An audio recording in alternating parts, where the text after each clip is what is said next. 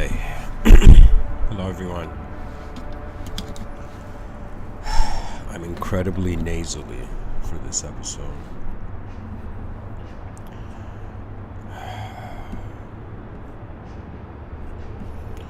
But I thought, why not? Let's record something.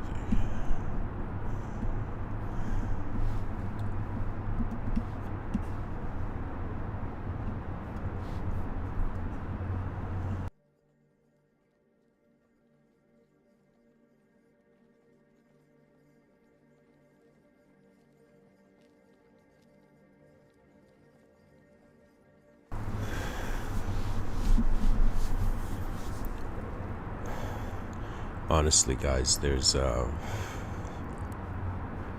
have the bad habit of smoking a little too much. I think I'll see how much my voice can take for this episode.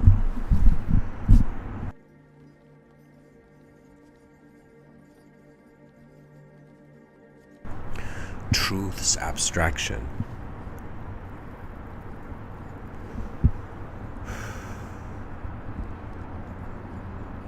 Two words that placed beside each other suggest a paradoxical reality.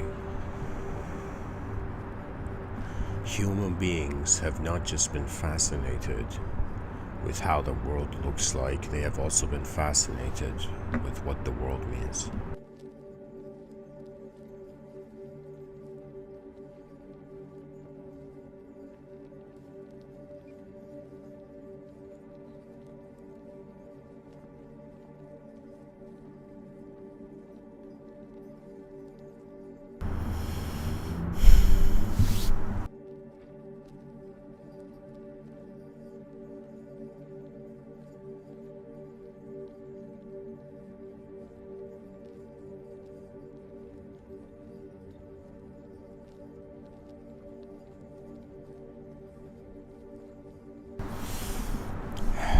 If somebody was to wonder what the world means, they would get acquainted with the nature of how the mind is overlaying abstract eventhood upon real events. Abstract realities are being overlaid upon actual realities, and poetically the entity or the soul of an attention we are is choosing whether it entertains the abstract overlay of reality, let's say an abstract non-physical overlay of reality as reality, or the actuality of what is there.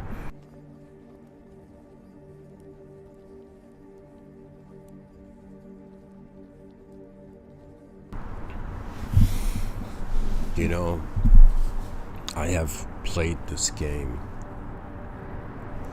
of searching for truth for a long time now, but it hasn't been a search. It's more like, at first my mind, my inner realms had an expectation on my outer realms, but then it just changed into just noticing what is moving in an unknown way in the moment.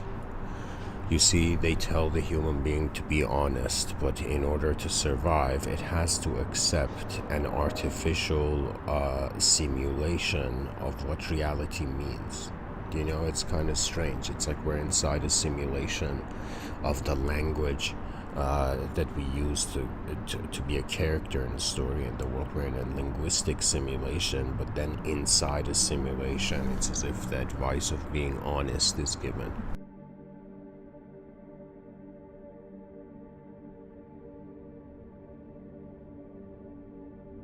The ancient yogis had a view that the world was a dream, that what we call reality is a simulation. Now the question comes, how could someone be honest in an illusion, in a simulation? And so I think the honesty that mankind's mind can access is an honesty of the rediscovery of its true multidimensional position of intelligence.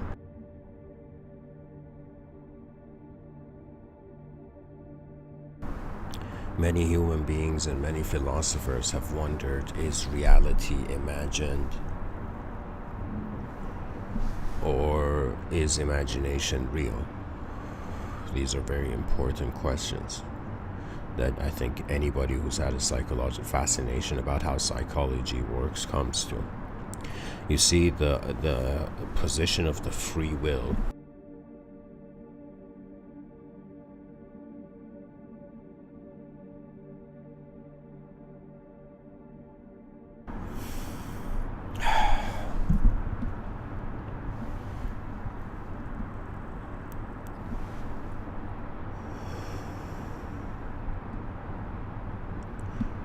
the free will is how we imagine reality.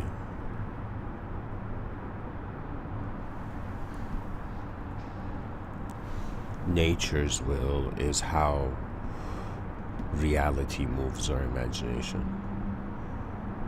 This whole time, human beings have been fighting over what is real, unreal, what is visibly true, what is invisibly true. Not realizing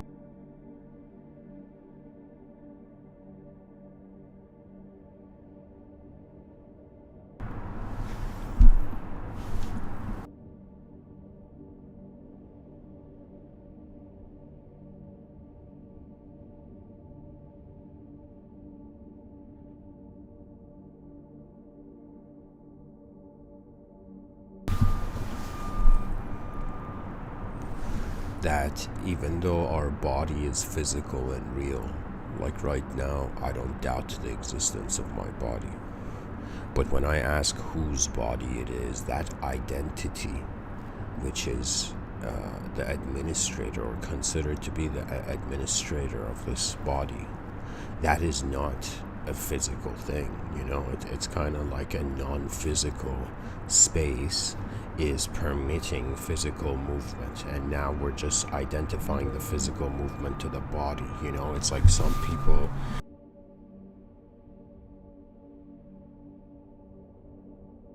how would I say it, like I've seen these debates on YouTube between atheists and theists, and I've always wondered, I've seen, let's say, hollowness in both sides of the argument.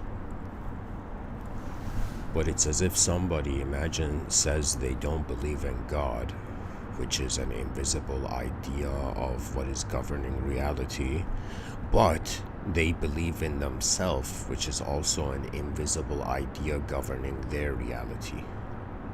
You see, the issue is not God. Is God real or is man real? The idea is that there is something that is not an object moving the object. The way our personality engages this is as an abstraction.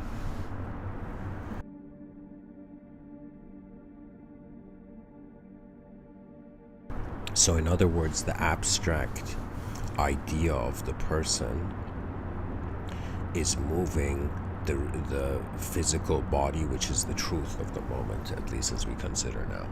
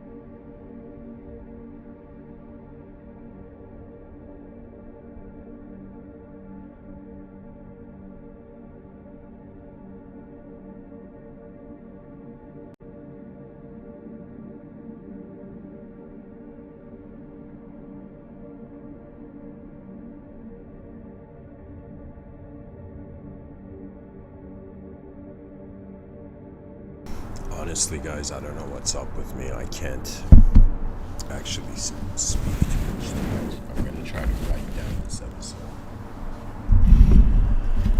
So, less words, more writing. This is, I guess, gonna be more of a written episode.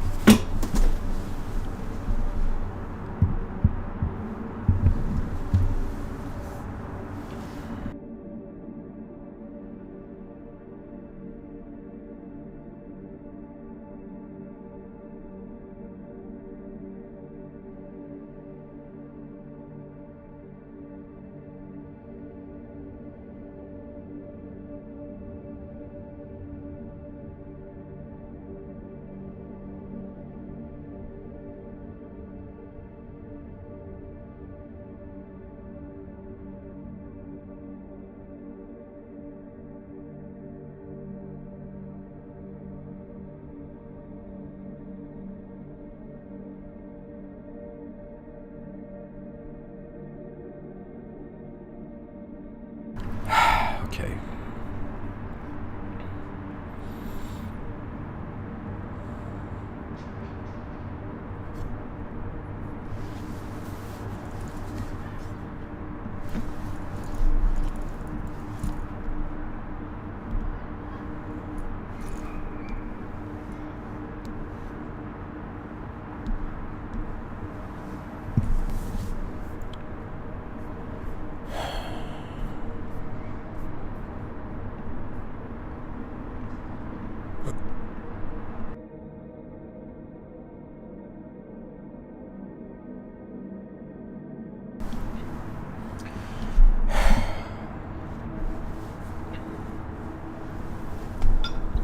You know what's fascinating? Sometimes a person can do the right thing, but still be foolish. You know?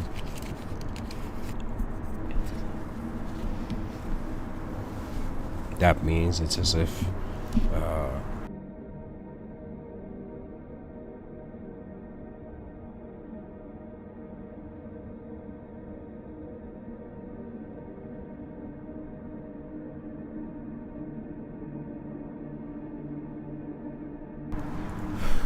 even fools have truths. But anyways, whatever. Life happens once, we try to make the most of it.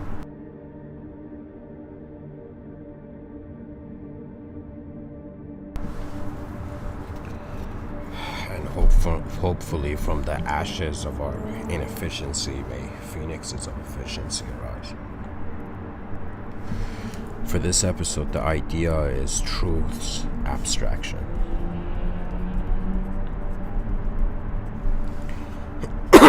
Truth points to reality. Abstraction points to an illusion. The human being's truth cannot just be truth. It's the codependence of pretty much we have matter and we have space, and so we have reality and we have, let's say, abstraction. We have truth and abstraction. When I think about the idea of truth, I think about the idea of the original. I think about the idea of the essence. And I also think about the idea of the only.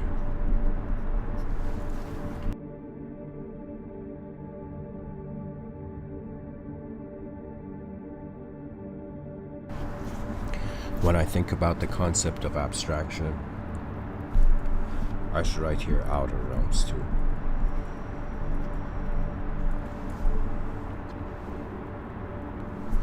When I think about the idea of abstraction, I think about an illusion. I think about the artificial. I think about the surface.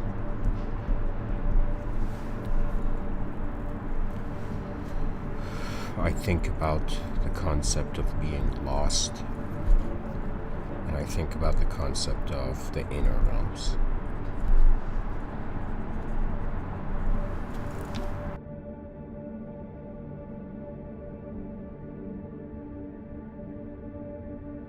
And bear with me through this episode, guys. A part of me feels maybe I shouldn't have recorded an episode now.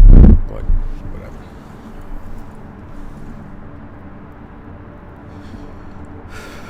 We live for the life that is the moment.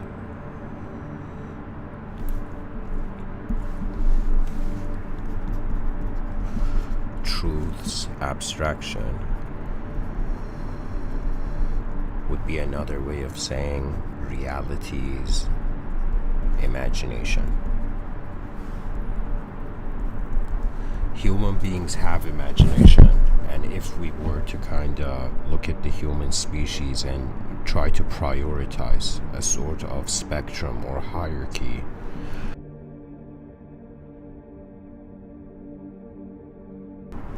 you know what's funny? Everybody is trying to be, let's say, real and to be truthful. But at the same time, what our species values the most is novelty. And novelty is the reintroduction of the exoteric dimensions of reality to the esoteric dimension. It's another way of saying the body is just physically chilling here as an animal, let's say an animal body, but what the mind is doing is that the mind is giving a unique glow to this body. The mind is transforming reality into variations of reality. The mind is not convinced of a singular position, but the body is.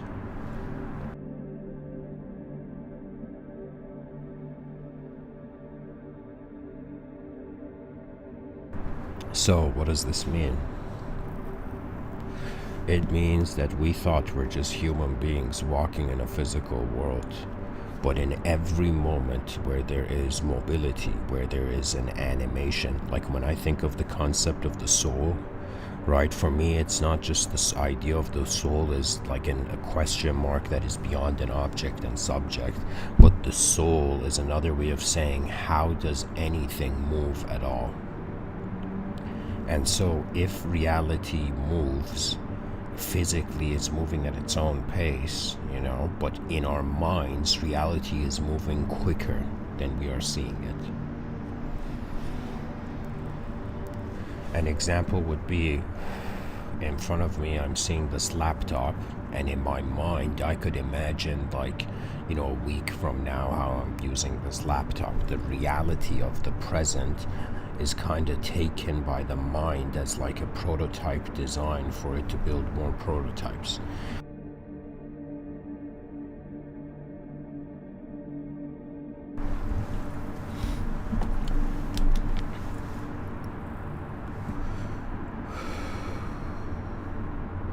You know what it is? It's like there's a human being, and this human being, let's say a singular existence,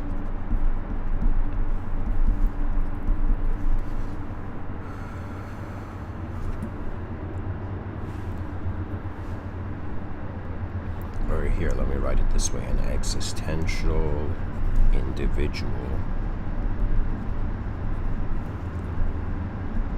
is dualistically experiencing the moment. That's really what's going on. Our body, singular existence; mind, dualistic experience. When the mind is concerned, the story of the self and the world begin. The story of good and evil, the story of the known and the unknown, the story of the visible and the invisible. The mind is a harbor of duality.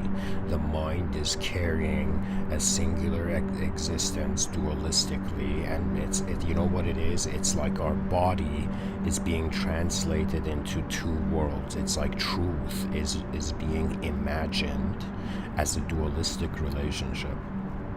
So this imagination of this dualistic imagining of a singular reality is giving the ability for the attention in the moment to be able to witness the final duality, which is the duality of the singular and the dual. So it's another way of saying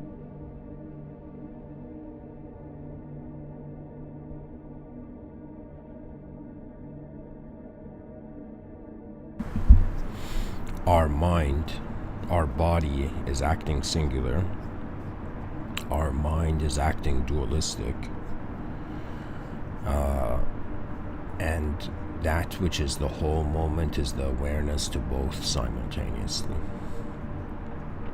You know, I've caught on to this for some time, where I've been like, okay, they say there's chaotic entities in the realm and there's ordered entities.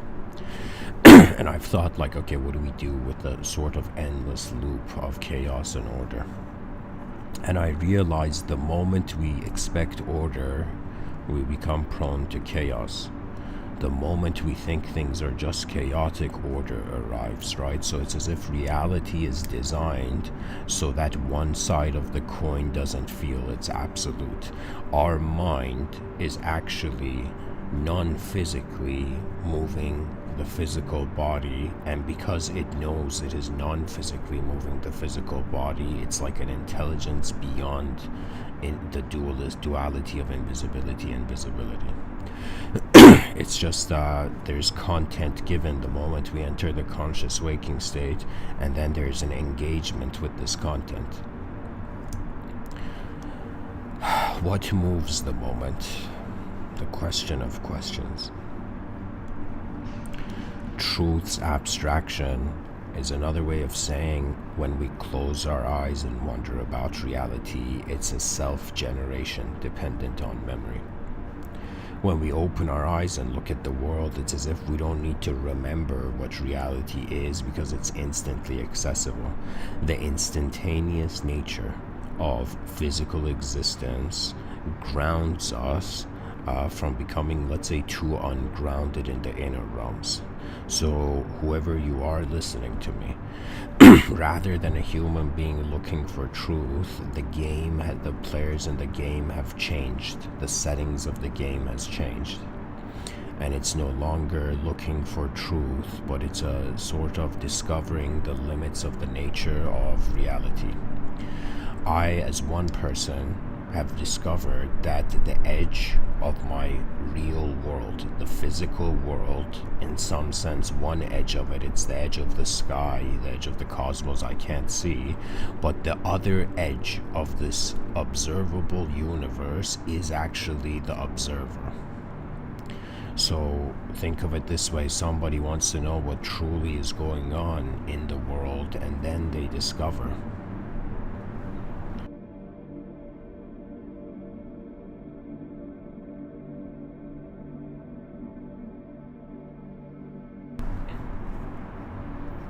that they are being an edge of the world.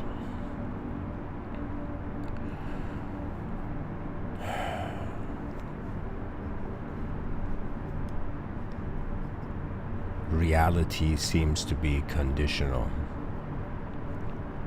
Abstraction seems to be a bit more unconditional. In front of my eyes, I'm a physical, biological being. Behind my eyes, I could envision any sort of being.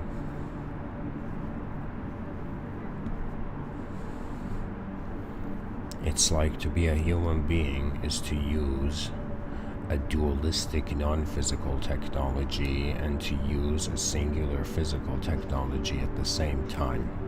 And enlightenment is for the user of technology to realize why it is holding the technology. It's another way of saying if somebody opened their eyes and they were a soldier in a battlefield, it's as if the meaning of life would be like to to survive the battle or to be victorious in the battle.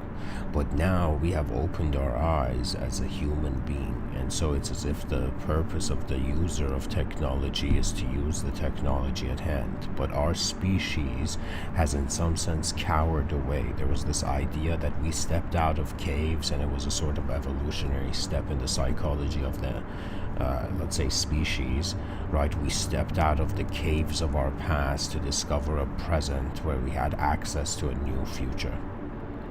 So similarly, the human species is still in a cave, but it's not in a physical cave. It is inside an ideological cave. Any system that can be seen is not the complete system. If reality is multidimensional, our conviction and dependence on using the information of one dimension doesn't make sense.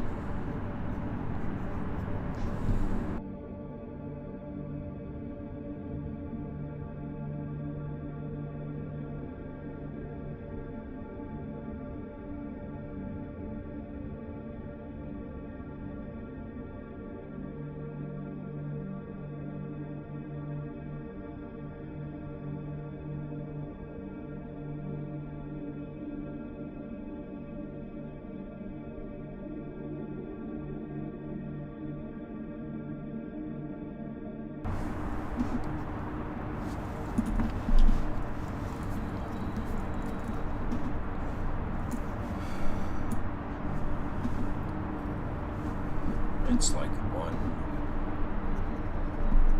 moment of energy equals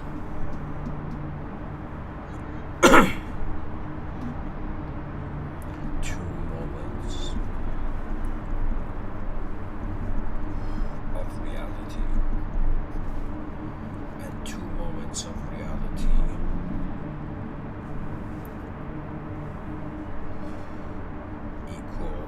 infinite moments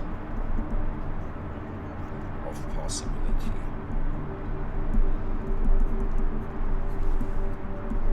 And infinite moments of possibility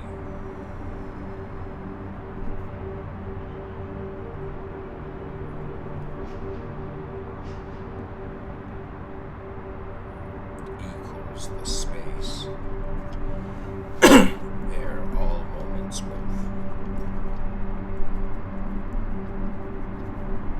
We are actually being the space where life is happening.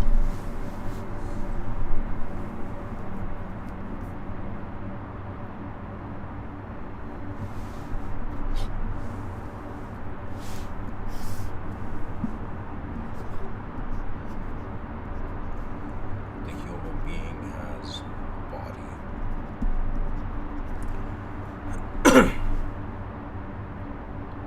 Which, let's say, is it's like the periodic table. Let's say coded through the periodic table. We have a mind which is coded through language and stories. We have a soul which is the mover of the code and the viewer of the code. You know, it may be too soon for me to suggest that human beings need to perceive themselves as if like they're programs. A way we can approach this in this fashion would be to consider that what is natural biological consciousness in the past would most likely in the future be a program.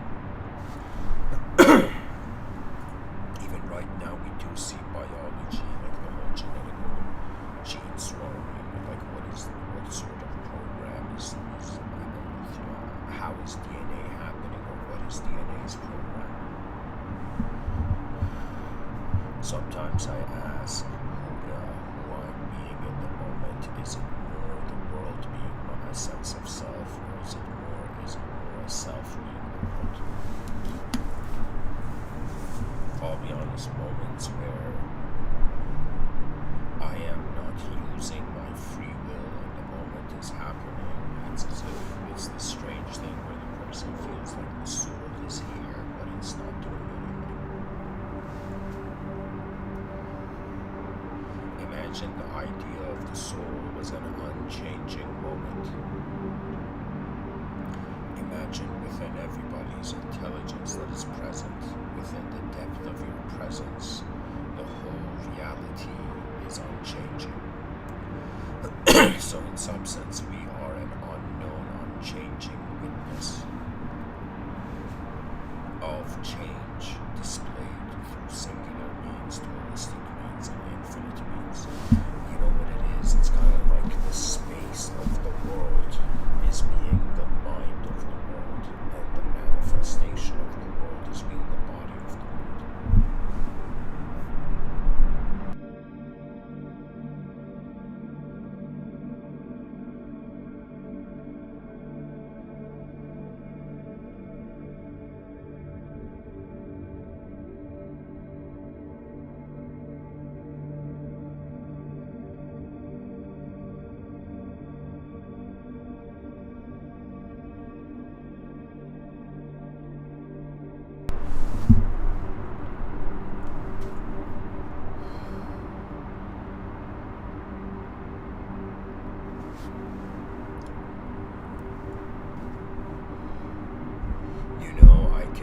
Choose to accept my memories, allow my memories to become my home. I can choose my present sensory perception to become my home. I could choose my abstract visions of the future to become my home. I can choose a shape to become, let's say, the archetypal god of my moment.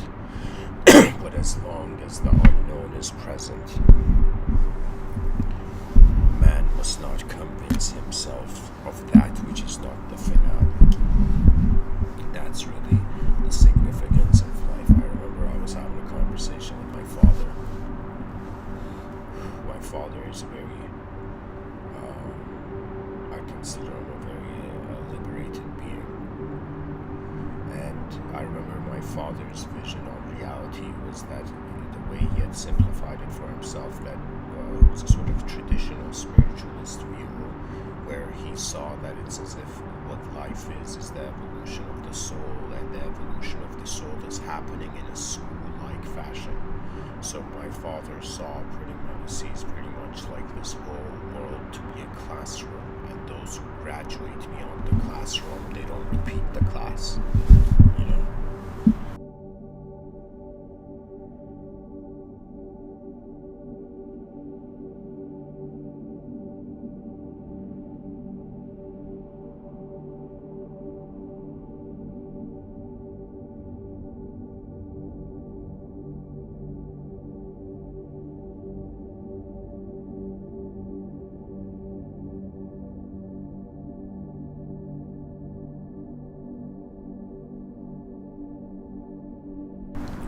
I remember telling my father that my perspective was different, and I did not see this cosmos as a sort of divine classroom where souls graduate, but for me it's more like existence is a party. And it's a party where we have been invited to, but we don't know the host. So imagine there's a gathering, there's a party, you've gone into this party, and everybody in the party is waiting for the host. For me, it doesn't matter how much a person in a changing world considers they're being true or they're considering to be false. Ultimately, in a changing world, we're all waiting for the unchanging conclusion. It's as if life is changing and we're like, who is this changing for? And to me, this world is not a classroom. It is a waiting room. It's a waiting room for the unknown living presence to move. I find that the purpose of being a human being is not to accumulate knowledge, but it's in some sense realize the unknown is here. To realize that there is something known as the living unknown. The living unknown is the peak of metaphysics.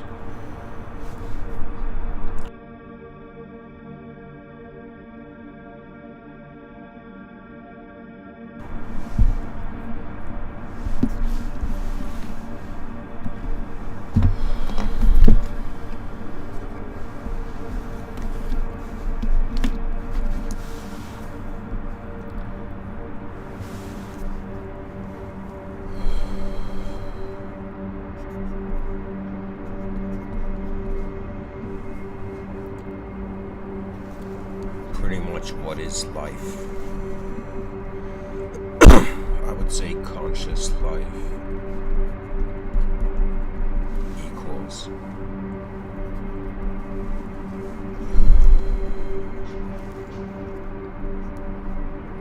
a semi-known self.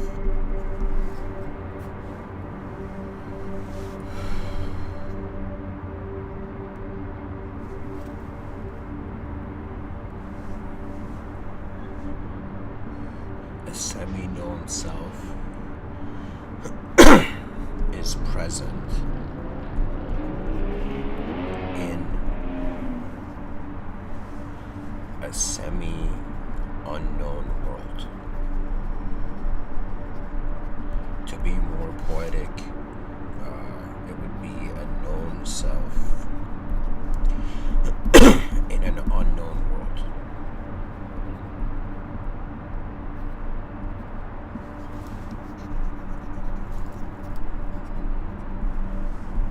So this is the starting point.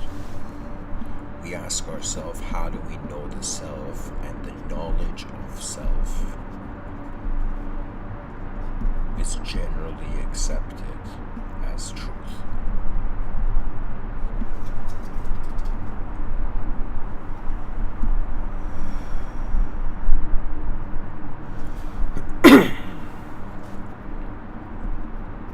Is accepted as truth. The unknown world is considered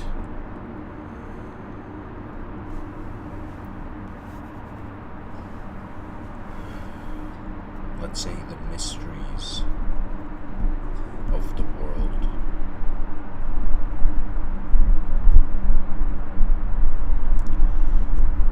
Are accepted as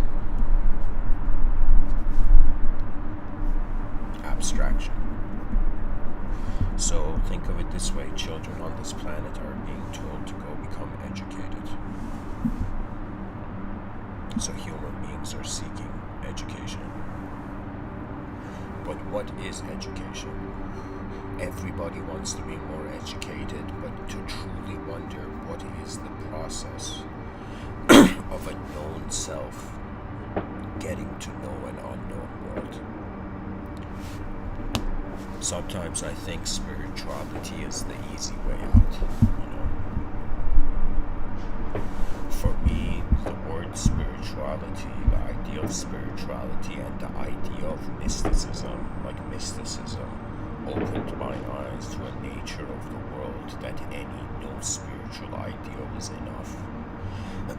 Imagine they tell someone, you're not just the body, you're the mind, and the person's like, okay, I'm the mind, no problem. And then they say to the person, okay, you're not just a mind, you're a soul. And the person's like, okay, I'm a soul.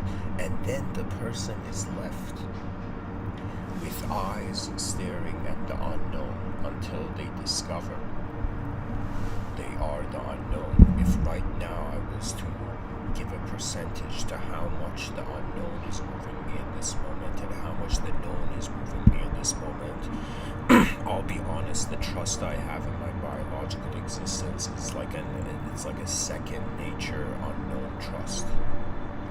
So as far as I'm concerned, the only thing that the idea of me is moving, my free will is moving right now, it's pretty much I'm just controlling my voice box.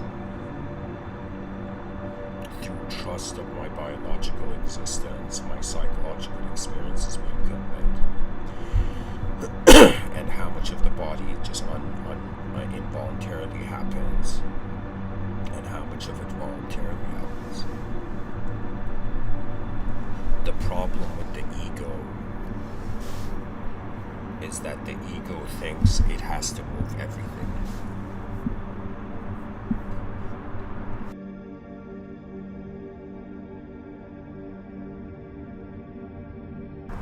Sometimes I can truly understand the allure of religion. It's like a person asks the religious person, why is this happening in the world, and the person's like, it's God's will.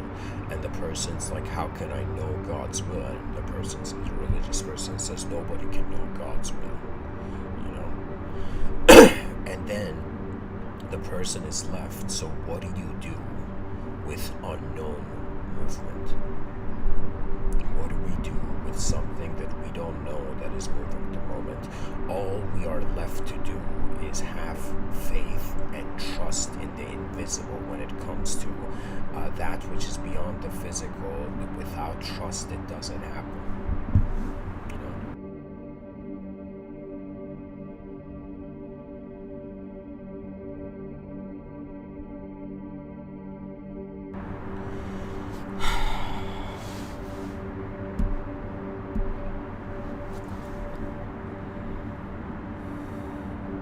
It comes down to what is the meaning of life? What is the meaning of life?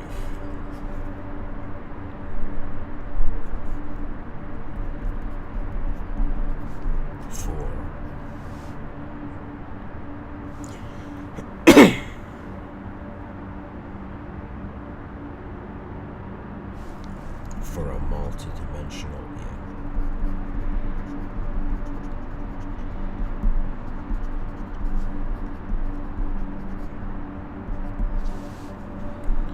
If the meaning of the multidimensional experiencer can't be justified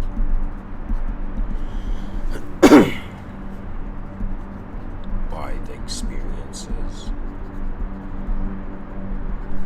of one dimension,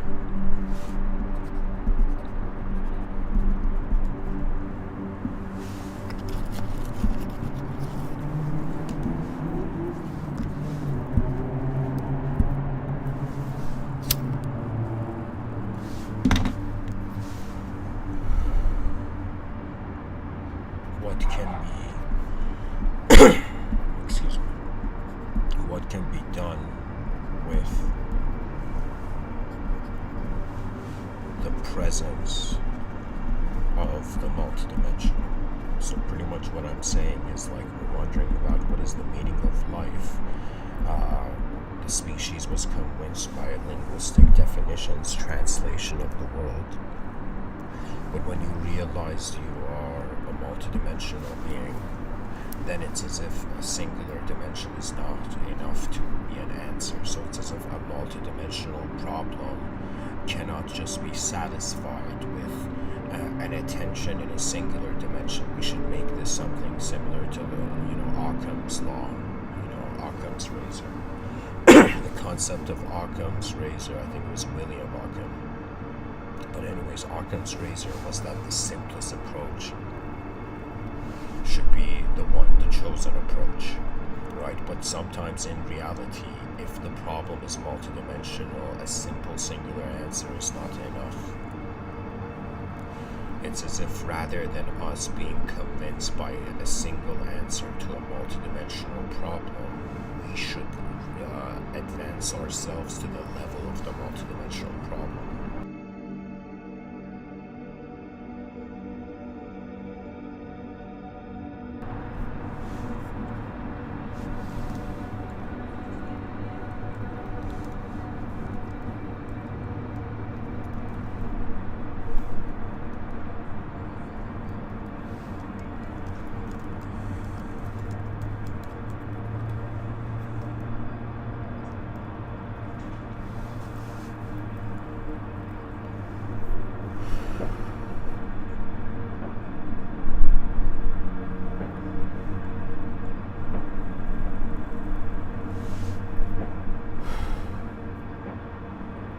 I'm pretty much saying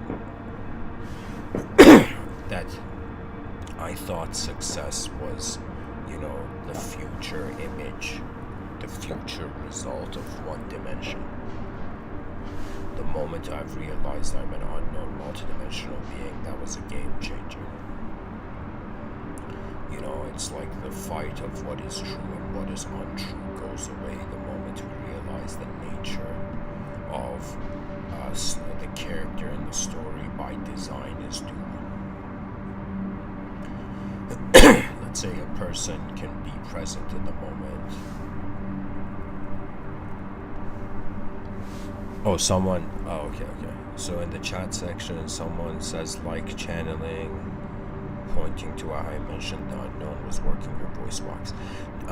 Maybe I miscommunicated there. What I was trying to say is that so much of how I'm existing in the moment to give this talk is like involuntarily happening. My free will is just witnessing the inner events of my inner realms, and I am vocalizing them. So if I wanted to give a ratio, to give an attribution of how my free will is giving this talk, it's like I was mentioning that it's like, in my experience, I'm just using energy to speak my mind, to externalize my inner realms.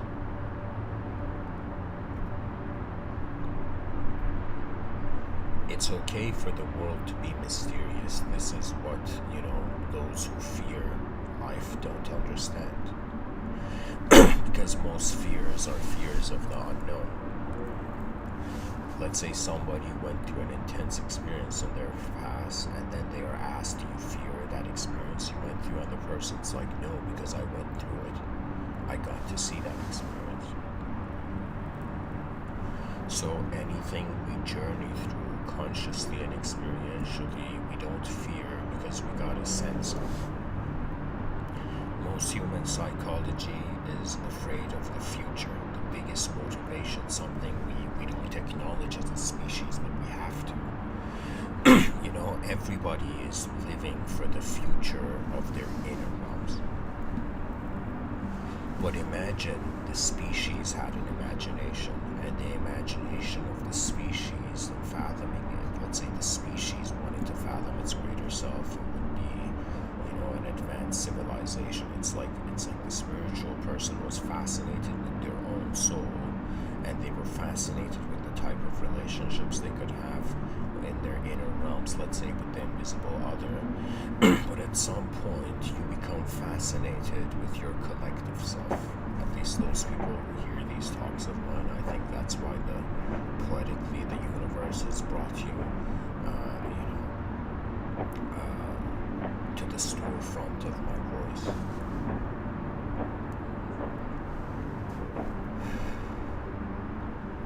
What it is that consciousness has an ability to use abstraction to occupy how the moment is being true.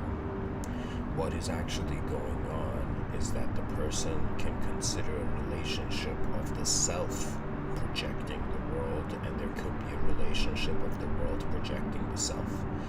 Let's say somebody doesn't believe in like spirits or channeling and whatnot, but then they realize that the laws of nature are channeling the limits of their behavior. For a materialist, the world hallucinated a self. But I would say for the metaphysicist, the way the self is projecting the world, it's as if when we close our eyes, we are more acquainted with being an abstract being, and when we open our eyes, we're more acquainted with being a physical being. Really, because we are temporary biological creatures, we are obligated by our mortality to wonder about the most advanced approach before our exit. So pretty much what life is, or seems to be now, is like a bunch of performers on stage. A bunch of shaped actors in an unknown world, and these actors are wondering what is their greatest performance. There was a time where I was like, man, I'm just some person giving talks, but then I realized, no, the nature of reality is that the energy that you are has to go somewhere. That means even a person may not know what their destiny is, but they know that they are destined for something because in a changing world, it's like the reality we have been wondering if that is real or unreal is actually the reality of a changing world, which means any moment there is change, the unreal is happening. Any moment there isn't change, the real is static. So what it means is that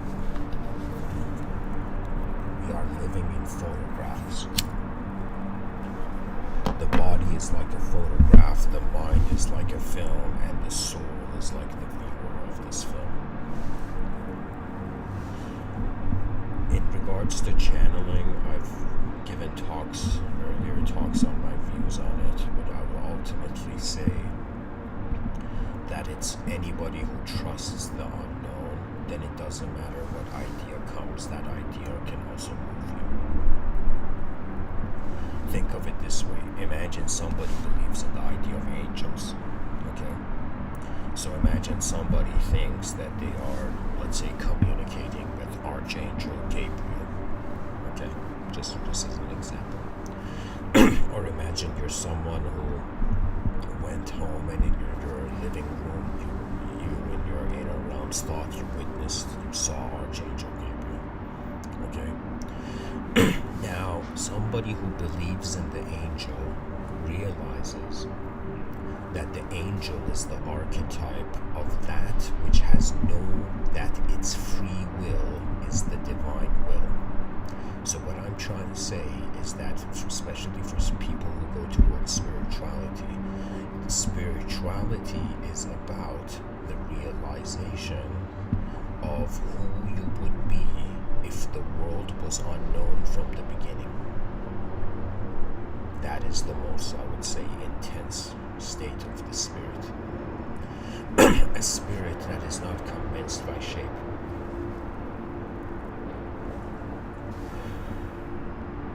We don't know what kind of world we're in, and to choose to be a type of self in this world is like intense.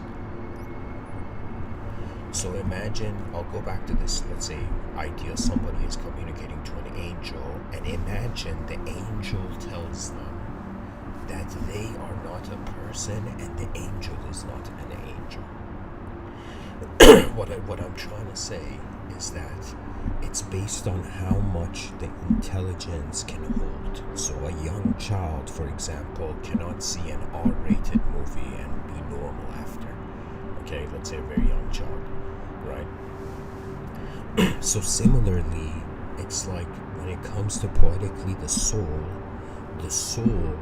that cannot see the unknown true presence of reality has to have a PG version of it. That means it's as if those people who have a personified relationship with the logos, it's because they cannot actually handle, or I should say differently, they will be too overwhelmed if the living unknown moves.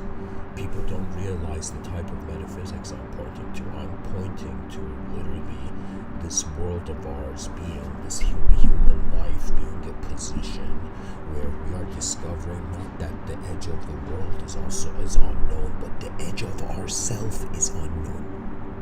Do you know what that means? It means all our dreams, all the promises, all the secrets we aim to reveal. It's as if the secret of the world is that the way we know it is incomplete. So imagine you realize that you are a microcosmic analysis of the macrocosm. So when you realize that, it's as if knowledge, language, memory, let's say intelligence was used as a sword and shield. It's as if you put down the sword and shield of the past and you become poetically a transcendental warrior. You put down the sword and shield of one dimension and then the presence of the moment activates. Before anybody does anything, they can observe how the free will decides the movement. Which is another way of saying, before I say anything into this microphone, I am watching what is deciding to say anything. The nature of reality is unknown. The unknown is only an unknown being, I would say, can truly comprehend. And the reason being that if we are a temporary, let's say, knowledge-based entity, anytime we go beyond our knowledge, we don't know what to do because we are depending on the familiar to satisfy, to certify truth, to verify truth. I have had a lot of experiences with automated movement, especially starting before the talks. So starting from 2013 to 2014, from 2012 to 2014, before I started the Mr.Within talks, I would write a lot, and I remember every morning I would wake up, still in my pajamas, kind of like just open the laptop. I would put two chairs in front of one another. I would sit on a chair, and on the other chair I would put my laptop. And I remember early in the morning where I was still sleepy, I would just go and start talking. And really what channeling is that you have trusted the unknown to move the known, and you're treating that as new. In the Bhagavad Gita, it says something that is remarkable. In the Bhagavad Gita, especially for anybody who has a, let's say, spiritualist mentality, anybody who feels they're a channeler, medium, somebody talking, theosophist or something, an esotericist in dialogue with, let's say, the demi-godly, whatever, how would I say? In the Bhagavad Gita, it says, if you follow, let's say, a deity or a demigod, let's say somebody worships like something as like God, okay? Or let's say somebody believes Superman was a deity, and imagine like there's this strange school of Buddhism that's worshiping Superman, Okay, what I'm trying to say is the Bhagavad Gita says that if you get attached and allow, what do you call it? If you allow a demigod to move you, then after this life, that demigod would be in charge of your salvation. Right, the Bhagavad Gita says this, but the Bhagavad Gita says also before the person needs to talk to an angel or contact some higher dimensional God or being, they actually need to go directly to the final truth of the moment. So in the Bhagavad Gita, which is the story of the avatar of God as Krishna, the avatar of God, that means a shape of God, was communicating to the shape of a human being, Arjuna, who's an archer in a battlefield. And God is telling them, telling Arjuna, if you become attached to my avatar, the superior transcendental object will define the movement of your soul, of your intelligence. But if you go directly to the truth, you see the remarkable thing, something that I would say the religions got it right, was that the source of reality is inconceivable. The word inconceivable has been strangely a guardian angel of the mind of anybody who has been convinced by anything. The idea of the inconceivable is one of the most powerful ideas. It's like the inconceivable is invisibly being visible. And so if we start off from a visible entity wanting to know what is moving it, it's as if we reach a point where the duality of language cannot explain an unknown instantaneous moment.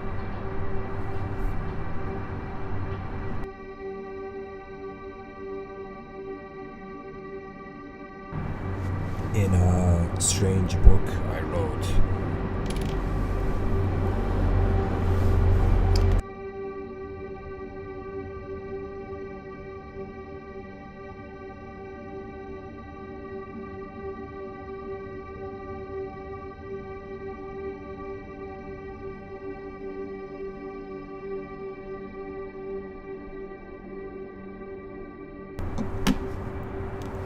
called The Great Work.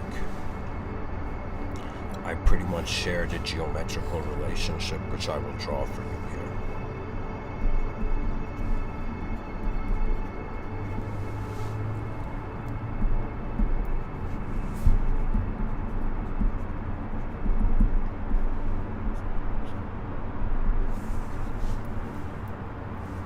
So I considered human consciousness to be pretty much this relationship.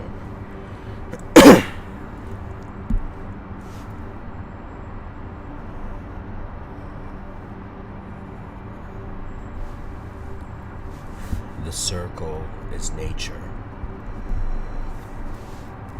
and the triangle is the identity of the individual. In this picture, what I'm trying to say, and what I was saying in the book, The Great Work, is that, let's say, a moment of life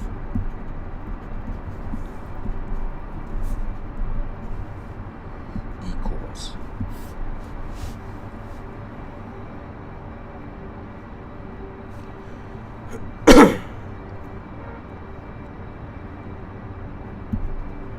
the simultaneous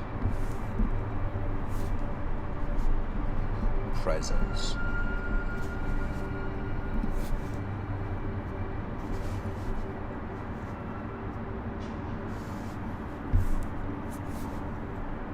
of a self that notices others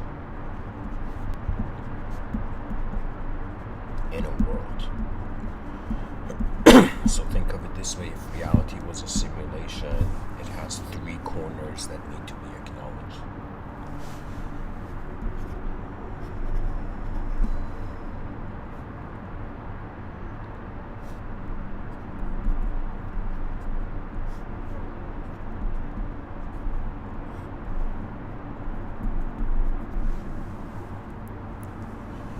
Which is another way of saying a relationship of self, let's say, with others. A relationship of self with God, all that is the world. A relationship of other to self, and a relationship of others to God. This is all that is, by the way.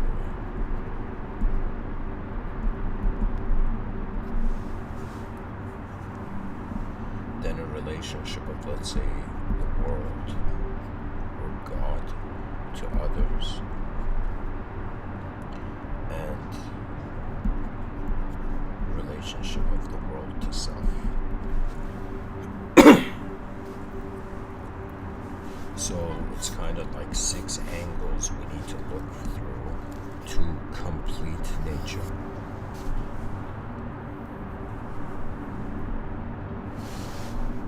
Self to others,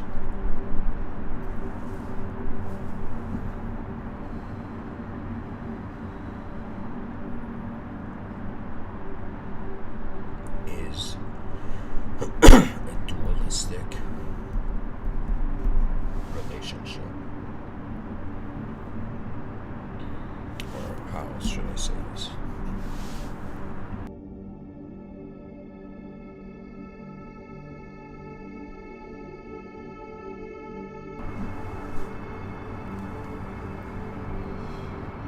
Okay, I'm pretty much saying your sense of self has a relationship to others and it has a relationship to the world. Let me just put in world here.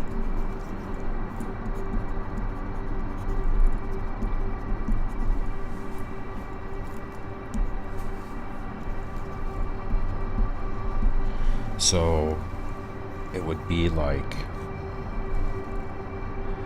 how am I being a self to others? How am I being a self to the world?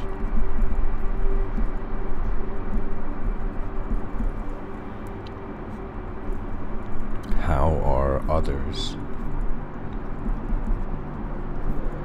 being to myself, how are others being to the world?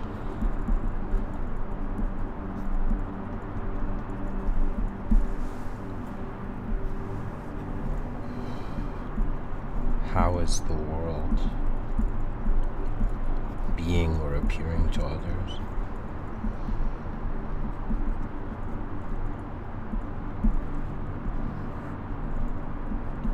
How is the world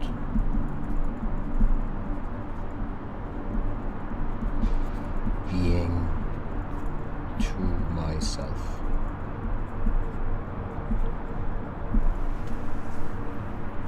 You see how incredible, guys, this system I've designed here is?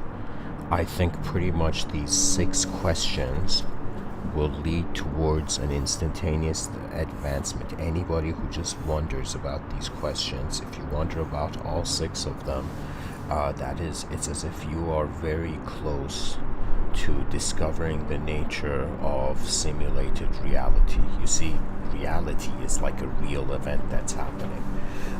Right? It's like, imagine a bunch of characters in a multiplayer online game. They've all logged into the server, right? They're all in the physical world. So there's, in some sense, the real event of the physical world, and the way we engage and interact with the world is through abstract modalities or abstract self-simulations. Now I'm saying that in the domain, in the position of consciousness, it's the relationship of self, others, and world, right? I think this is like one of the best ways to approach reality.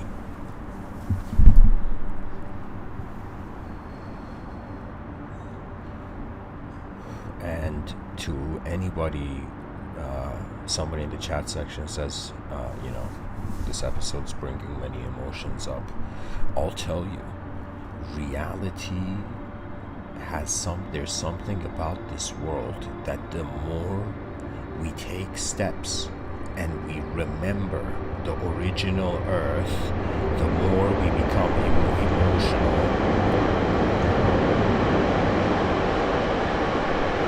of how our artificial self wasn't real. It's another way of saying when we wonder about truth, we humble ourselves out of the artificial.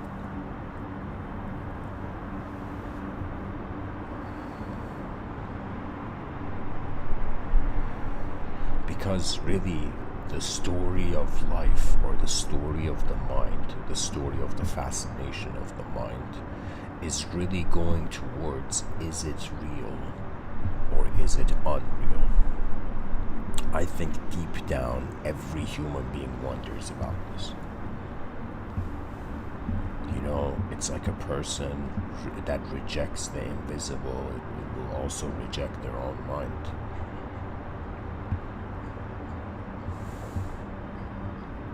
This whole time, we have been having an invisible life. And the invisible life, a simple acknowledgement of it is poetically the release of the roar of the soul.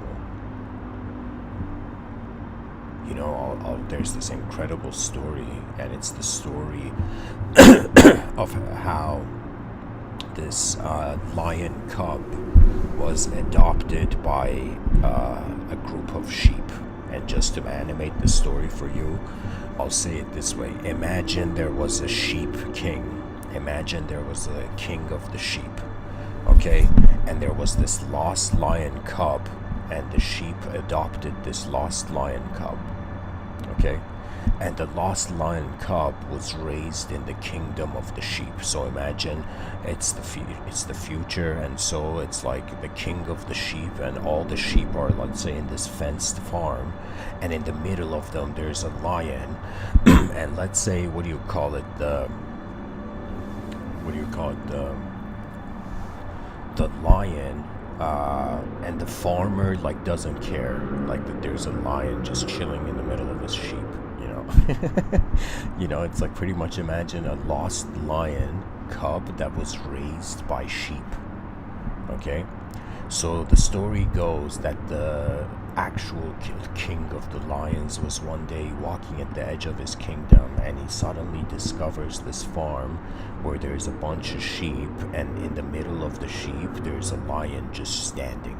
And this lion king, this king of all the lions of the land, becomes shocked as if he doesn't understand something that is happening in his own kingdom. You know? And so this lion king goes to the fence and suddenly just quietly stares for some time at this sheep, at this lion acting like a sheep in the middle of the sheep herd. And so suddenly the lion just shouts and says, "Hey, lion, that's just, standing in the middle of the sheep, come here." And he sees that the lion cub that's raised in the kingdom of the sheep, is kind of like oblivious to the concept of a lion. So this lost lion, it's like no sheep could teach it how to be a lion, So what happens is that the lion king shouts, "Sheep, like weird sheep, come over here," right? And it's like in that moment, that lion, believing the wool on its back, pretty much the lion, the sheep lion doesn't know it's a lion, so it acknowledges the lion king when the lion king calls him a sheep. And there's this strange moment where all the sheep run away, and suddenly this lion that was raised in the kingdom of sheep suddenly feels as if destiny is calling, feels as if something is happening here that cannot be ignored. As if the sheep lion wondering why it couldn't fit into a sheep world, So imagine this lion king calls this sheep lion, and the sheep lion, let's say the sheep king, the king of the sheep says, "It's your destiny, go sheep lion." And so what happens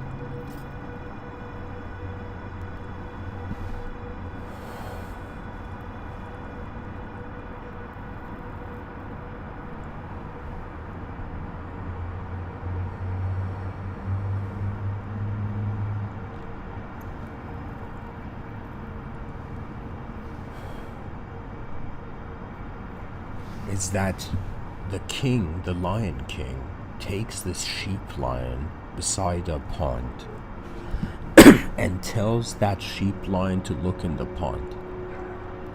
The sheep lion looks at the pond, and the lion king says, "What do you see?" And the sheep lion says, "I see a sheep." And then the lion king says, "Look at my reflection in the pond and tell me, what do you see?" And it's that incredible moment when a lion that thought it was a sheep realizes it had misunderstood itself, and then allows itself to go towards what it deserves. What the human soul deserves on earth is the most advanced. Whether it's truth or abstraction, as if the person, it didn't matter if the world was real or unreal, they were seeking the most advanced state of the simulation of manifestation. So the fascination for channeling goes away when unknown worlds are waiting to be discovered by new eyes.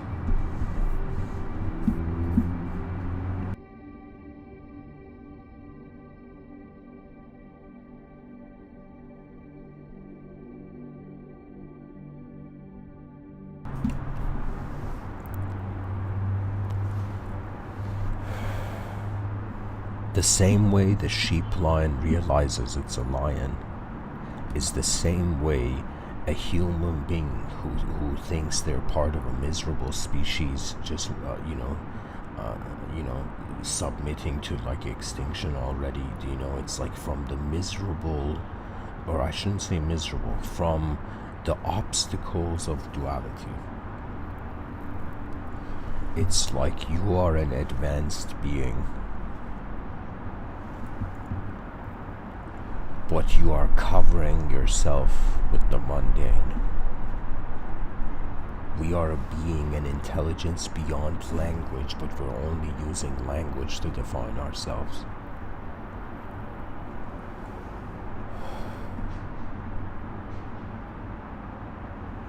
To advance communication is the greatest inner strategy for our species, and to advance civilization is the greatest outer strategy.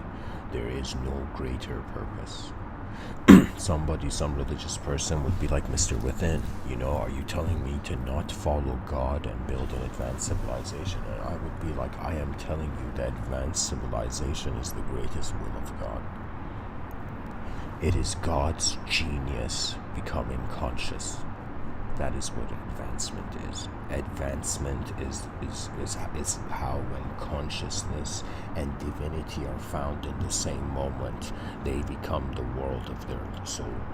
It's as if there is some force animating. Even me speaking right now, it's like whatever consideration you have of what kind of intelligence I am, it's like I'm a moment of awareness where consciousness is responding to what it sees by moving in this way. We are advanced beings that think we are not advanced, that have been raised in a world that has convinced us of our inefficiency before our advanced efficiency. What success is efficient vision, and what collective success is, what is the best way to look at the world where we are not already defeated. Lao Tzu in The Art of War, he says, Tzu says that those who are victorious, before they enter the battlefield, they're already victorious in their mind. So in some sense, like the way I envision the advanced civilization is that its potential is already here, only its activation is required. So imagine a bunch of lions, imagine 8 billion lions, which are raised in a kingdom for sheep, and they're suddenly realizing they are not built to eat grass. They are built to roar. We are reaching that point where the greatest revolution in of the human species is in the discovery of its global position, of its planetary identity. A planetary identity is it's such a deep natural level of humanism where we are simplifying ourselves to the objective position before subjective modification to the truth. So what I'm trying to say is that we are a bunch of creatures in the middle of a nowhere on a rock. If we forget this, we will lose our humanity. That's the only issue with channeling and talking to interdimensional beings. It's not that it's wrong, but it's not the ultimate. It's kind of like simulations of reality are the lesser light. So what I'm trying to say is that it's like the person has a fascination, let's say, for the unknown, and is just honestly trying to be a truth seeker. Let's say you who are listening to me right now, let's say you're a truth seeker. You're honestly trying to seek truth. First, the approach would be, if truth is more than what is present now, what else could truth be? And then a sort of reason for a search begins, usually, right?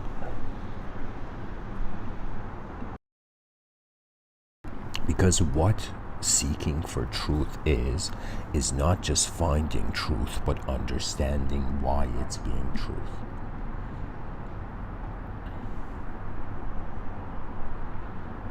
The way reality is designed is that if I behave in a certain way, it's like it falls into a context. Our behaviors It's like any time this creature moves and it leads to a consequence, the consequence is being filtered by an ideological system. So what it means is that we are just acting like we're people on Earth, but at the same time, every action has a sort of subjective context which an ideological system has sat on its throne. What it is that people may not realize it, but everybody is like thought is acting like a king.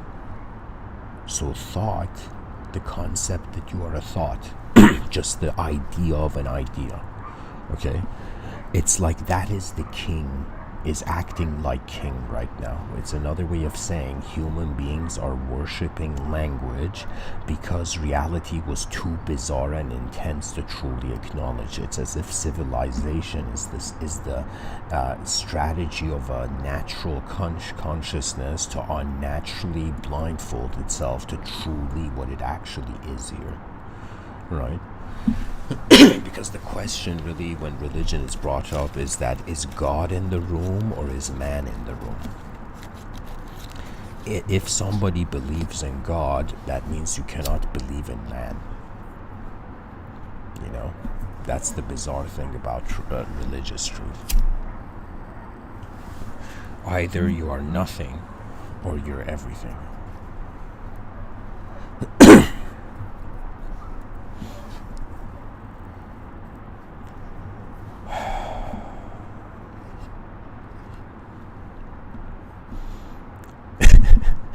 You know, people are going to be like Mr.Within said, either you're nothing or you're everything. It's like, that's encouraging, you know.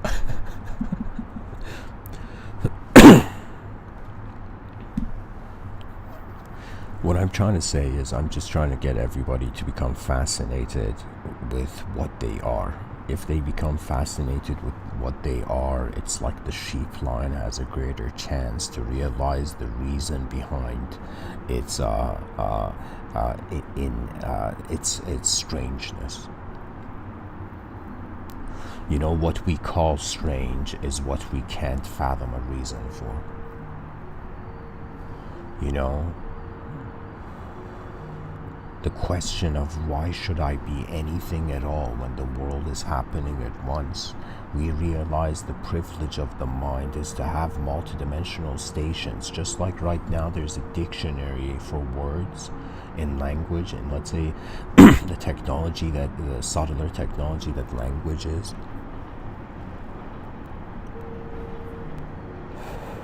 Language is like an esoteric technology, you know. Let's say AI is like an exoteric technology.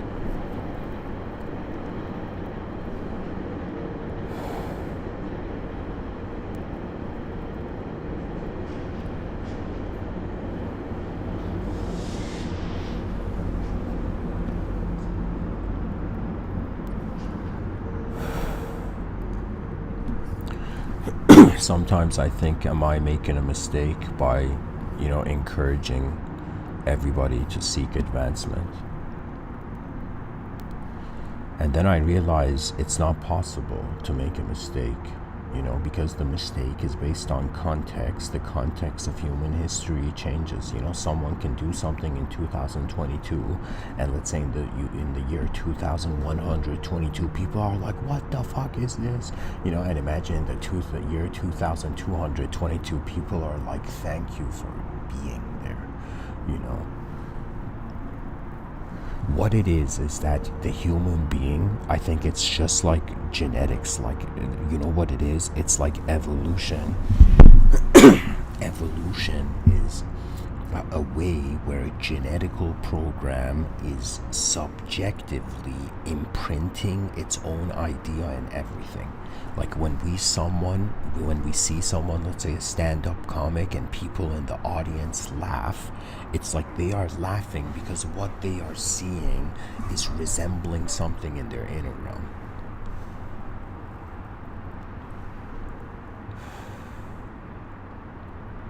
You know, in religion, monotheistic religion, at least I know this from the Islamic context, and I was born in Iran. Iran is a theocratical society. But I would say from the Islamic context, in let's say the religion of Islam, they have 99 names for God. So there's literally these pictures and frames that a person can just get and put on their household, which is like the 99 names of God. I remember living in Iran when I was younger, I remember seeing in people's houses a lot of these pictures. Okay, and so what it is each name out of those 99 names given to God in Islam is attributed to God, is that it's like their universal ideals. It's like the most compassionate, or in it, one of the names is the greatest. So it's as if people saw something great happen and they believed in God and they're like, God is great, right? So similarly,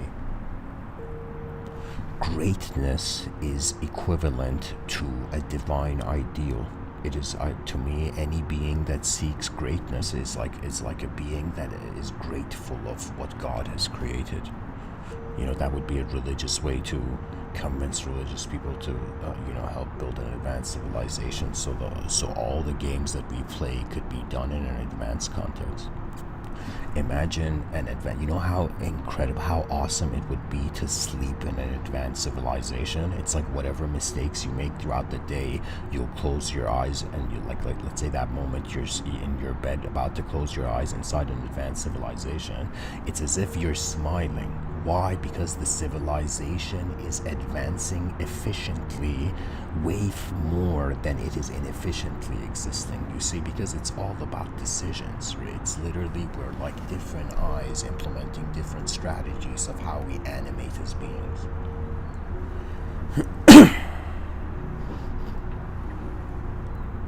And there are hidden rooms to Earth. I'll say that. There is a veil.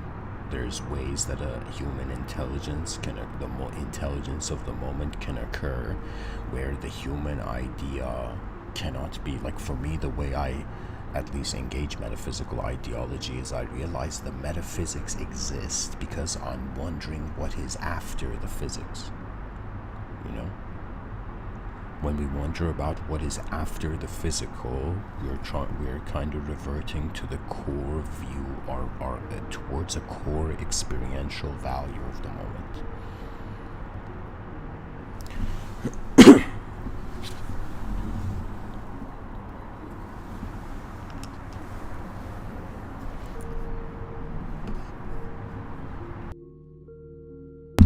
And this world is not designed for our desires to attain salvation. It's like the person who believed they're a soul and they also believed in the idea of heaven. They're like, wait a minute, is my soul going to heaven? Is my body going to heaven? Is my mind going to heaven? Which one's going into heaven, right? And so it's like this hilarious thing where I would say the actual situation in a poetic way is like the soul is already in heaven. The mind is judging itself to see if it can go into heaven, and the body can live on earth as if we built paradise on earth. That would be the heaven of the body. It's like educational systems should be kind of like command posts, and human beings like in the future, I hope this idea of teacher-student goes away. Like that's such a waste of attention. Let me tell you why. It should be pretty much 8 billion explorers of an unknown world. There's no longer judgment on what a person knows because the opportunity to explore something new is there.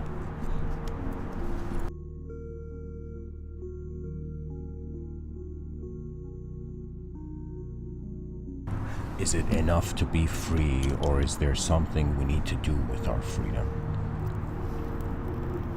For me, I hope that in the next 100 to 200 years, there comes the assembly of the most advanced and skilled human beings, realizing that we have that idea of the advanced civilization is a win-win mythos. What that means is it's like I'm writing a book on this, actually.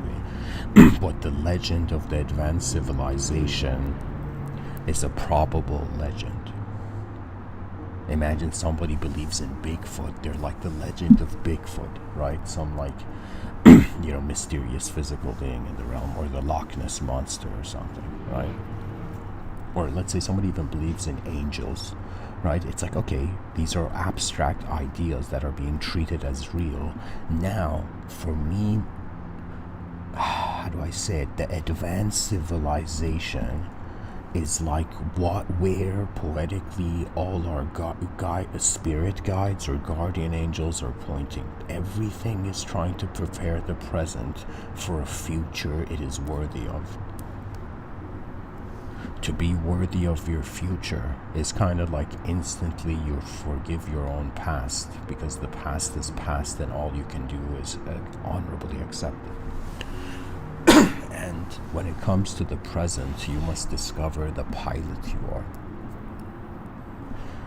It's like in the past we were fools, in the present we are explorers, and in the future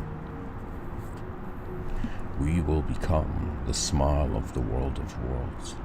We will become the ultimate state of being. Why? Because it's all going there. Imagine you take this idea, like earlier in this talk I was saying how when I was speaking to my father, he was using the metaphor of the evolution of the soul being a sort of school. And I remember also telling him, like, okay, if it's a school, then in some sense is it infinite, or is the evolution of the soul a kind of conscious infinite stepping on the staircase? It's like pretty much it's a question where is the staircase to heaven infinite? So is there infinite evolution? That means the moment we choose to be a creature that can update, are the updates infinite? And for me, this is why I'm saying it's more like a waiting room where how we choose to be in the moment suggests what can approach us. It suggests what looks beyond our eyes, because ultimately the destiny of the human species is based on what the human beings alive now feel they deserve. Right? Do you deserve an advanced civilization? As a human being, then you will understand its value. Then you'll see that there was a sort of hidden chess move where if everybody wanted to, pretty much we are becoming like if the psychology in 2022 of the human being is a slave of the past, it's as if we require to become the present servants of the future. For me, I feel human life needs motivation. The motivation we give our lives is the story we tell ourselves. If we were to wonder what is the greatest story to tell, it's the story of the greatest humanity. Whatever that could be, whether it's unfathomable to you or fathomable. So I am saying, if we equip our minds that the purpose of life in a changing world is to experience the most advanced state of this change, which is the changeless viewer, humorously. The changeless viewer, or as Papa G says, you are the unchanging awareness where all activity takes place. That is the most advanced state of being. It's not that you are God, it's that God was watching. It's another way of saying the inconceivable is witnessing how the invisible as free will moves the body, moves the visible body. For me, it's I wonder about what does my body deserve? What is the karma of my visible life? And then I wonder about the karma of my invisible life, And then I'm left with the unchanging. It's as if the person thought truth was a complex story, and it's like how everything's happening in one moment. That is like a supreme truth state.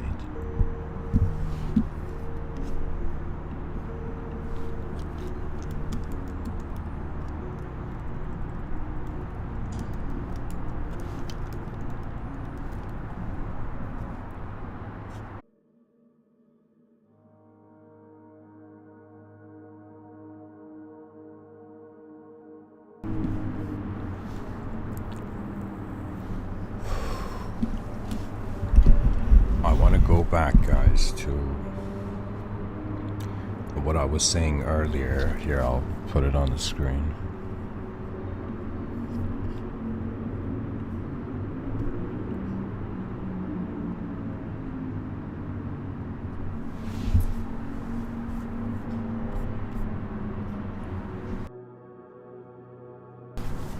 I want to answer all these questions before I end this talk. The questions you see on the video screen. How am I being a self to others? When I look at that question, I realize that I cannot control how others and their ears and eyes interpret the moment. At best, I could just trust that it will be okay.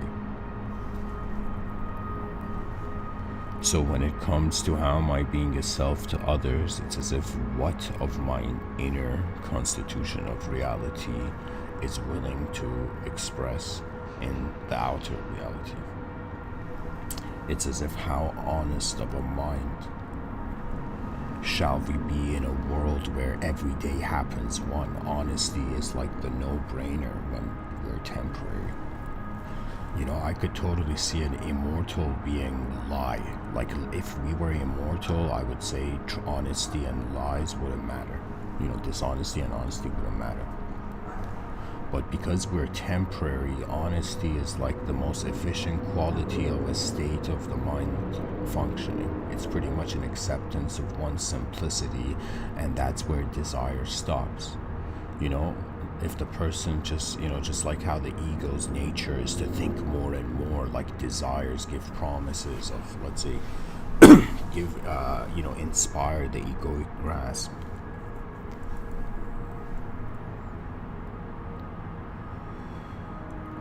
How am I being a self to others? This is dependent on the nature of myself. When I wonder how am I being a self to the world, this is dependent on how clearly I am seeing and experiencing the world. When I think about how others are being to myself, I realize that I am imbuing all the objects in my moment with familiar characteristics and geometrical patterns of my own mind. So it's like a silent being is in the original earth. And right now, the challenge of, let's say, somebody, speaking through a mystical rhythm, it would be like, how honest can I be to the selfless attribute to my moment of being, and how honest can I be to the self-based? It's like Superman wondering, what do I do with all this power? Ultimately leading to an ethical moment. It's like the reason Superman was saving human beings is because he wanted to see if he could get close to being human. How others are being to the world remains as a mystery. It's on some level a person has to trust, like the ground they walk in, to even be able to walk. And so when it comes to how other human beings are happening, I just trust that there are rhythms of intelligence and the songs of the advanced civilization will efficiently enter the ears of a future humanity.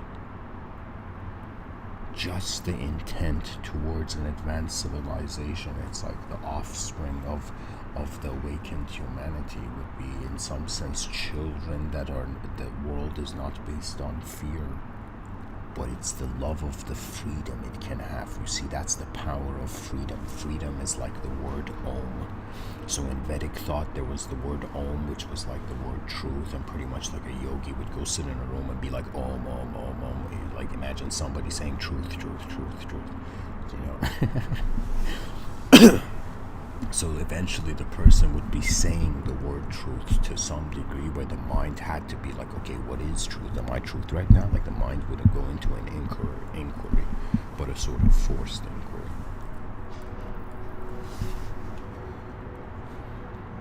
I trust that there is something, think of it this way, there's a spirit of courage I consider there's a spirit of advancement. In the context of courage, there's this incredible show, which is one of my favorite stories in this lifetime, which is this anime, this comic book turned into an anime, Japanese comic book turned into an anime, where it's called Shingeki no Kyojin, this idea of Attack on Titan. And in it, pretty much, it's like a world extinction scenario, and there's a character who is really smart, but he is afraid the whole show. And he finds a moment where he realizes, like, he just looks at himself and he says, I can feel courage flowing through me, right? And so imagine that's like poetically a spirit of courage. And now imagine someone saying, I feel the spirit of advancement. Imagine there's a hidden archangel called the Archangel of Advancement. And archangels are kind of like, you can say, sectors of the soul of the whole world, you know?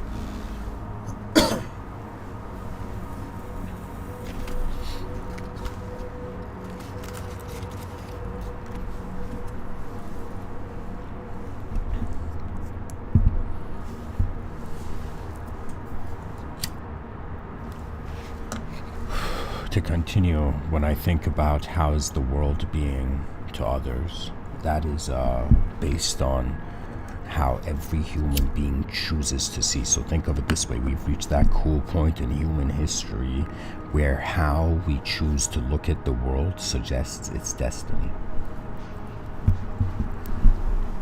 How we look at like what kind of world we see suggests our possibilities.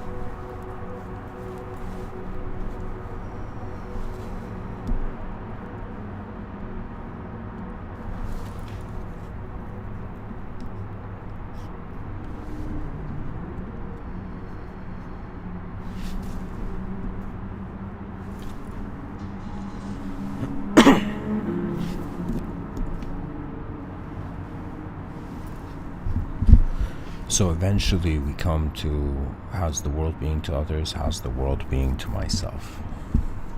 How the world is being to others depends on what collective vision we all choose to become a member of. The way I'm suggesting how human beings can build an advanced civilization is to build a system that at any moment they can choose to step out of and it would be okay. You see, it's as if we are setting the context of the most advanced civilization with the presumption that there is already total freedom. So an advanced civilization is already existing in a living, free world. So it's as if freedom is connected to the idea of human society.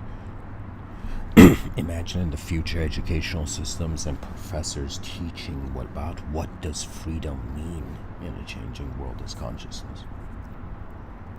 Like if I ever was teaching in a university, if that would be the aim. We are all actually, or poetically I could say, the spirit of the moment arises when there is something to do. To be human is as if like, what do 8 billion creatures do on a rock in the middle of nowhere? Like this is the greatest problem to solve.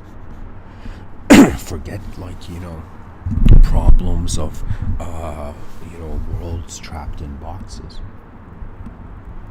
The person's like, I don't care if the world is a simulation, but what do I do with the simulation? Right? Imagine somebody lost in a simulation being like, okay, I don't care. It's like I'm trapped in a world, but why does this world have this shape? Why is my attention? It's like the soul, like an eagle, has landed on the branch of the mind that is being this part of the universal sector. Shall we as a species realize that the future is like the trunk of a tree?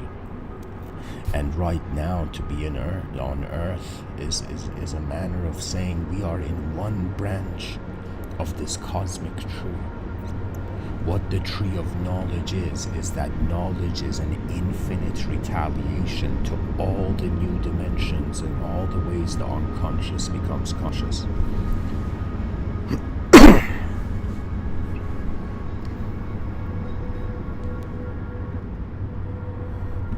wherever you are listening to me.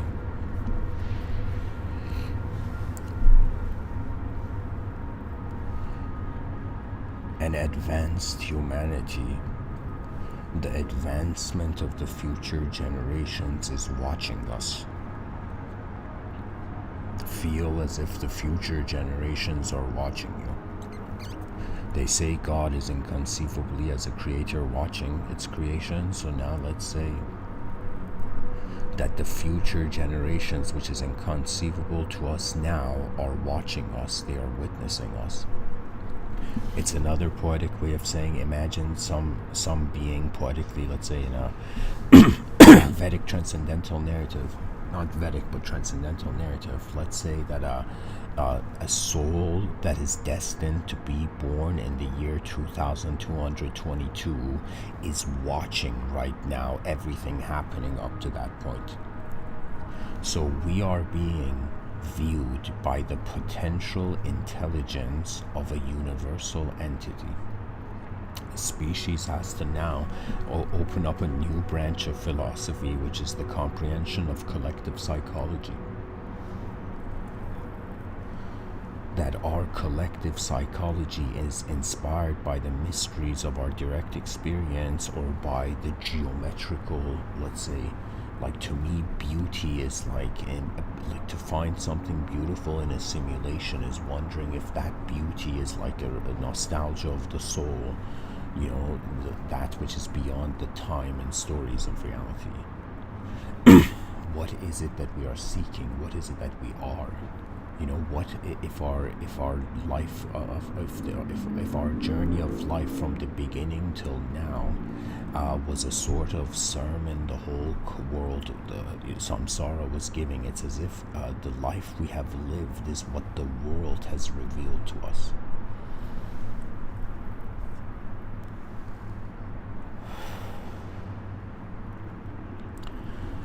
Finally, let me just go to the title, explain this, and the talk may end.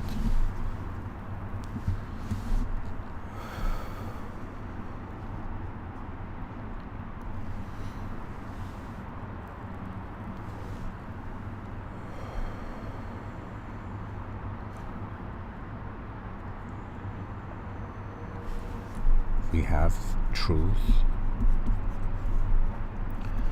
and we have abstraction.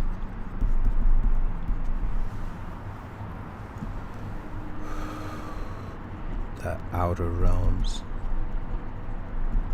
are being seen as a real event. The inner realms are seen as an abstract event. We use our mind to discover that we are a body. So the mind is in like the driver's seat before the body can identify with anything. And what the mind is how consciousness is being present. To treat it as an unknown thing is wise. Because then you get to see what else it can be, aside from what you know. People who have an expectation on the unknown, they become like people who have a sort of relationship with the unknown that's conceptual. But let's say there are certain mystics, certain human beings, that the moment they entered this life, they felt they are, it's like, imagine being born being a deja vu. Imagine birth being a deja vu, the first deja vu experience. And so it's like the moment that occurs, it's as if attention has piloted into known reality. And the moment you're in a world that has shape, there's a responsibility of that attention to live not just with, but for the ultimate shape. You know, it's as if like, you know, imagine what true love for the future generations means. It's like, you know, falling in love with the truth of a moment. You know, it's as if it's like not what does the body look like, what does the mind look like, but how is the soul, how is the energy in the moment rising. Imagine Superman before he flies, like the pebbles move on the ground. So in some sense, how your soul moves you, how you move every moment moment you make a choice or decision to move, it's like animation in space. And not just in an outer physical space, but also in a subjective inner space. What really imagination is having access to your own private art studio, like an invisible art studio. And what it is a state of observation, because a person's state of being can be based on the outer realms or the inner realms. If a person's state of being is based on the outer realms, they are waiting for the world to give them permission to be a self. But if it's based on the inner realms, yourself is projecting how it sees meaning to the world. So it's like the whole truth-seeking game calms down into a way where it's as if we were seeking an image of truth, and now we're trying to comprehend how are we even seeing the image. Like what mysticism is actually how our original ancestors did not have fear to explore, because what on some level, even though sure the biological entity is based on pain and pleasure, or let's say somebody who has a pet, I don't have a pet, but I've spoken to people who have pets, and it's as if through a pain and pleasure simulation of the duality of character, they condition the creature. So we are designed to go towards what's pleasant, and we're also designed to move away from what's unpleasant to us. Do you know? This is like the biological components that are running in the moment. So if the moment was a mysterious engine, it's like the physical dimensions and the observable dimensions of your intelligence are like a bunch of the gears in the machine, but it's not all of it. Do you know?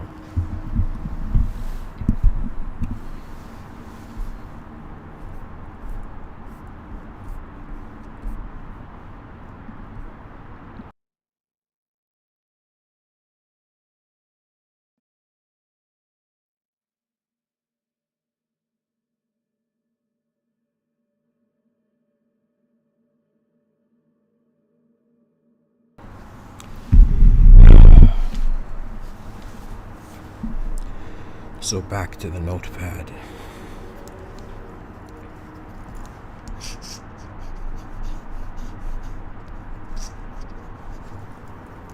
Let me draw a line. So, truth's abstraction. Truth is reality. Abstraction is an additional layer of reality, or I would say abstraction is a simulation. That's the best way to say it. What really thinking is the brain is self-simulating context to reality. Like, to be a human being is to be an incredibly advanced being. We don't realize it because we've sold ourselves too short on a miserable idea of, a species too caught in language worship to discover a true value to the humanism. Because really, how an advanced civilization would prioritize its behavior with its own members. Imagine you were an advanced human being in an advanced civilization. The advanced civilization is looking at the human being and being like, what is the greatest version of this human being deserve? Do you know? What is the most advanced authorization of vision for how this being in the space-time continuum has moved?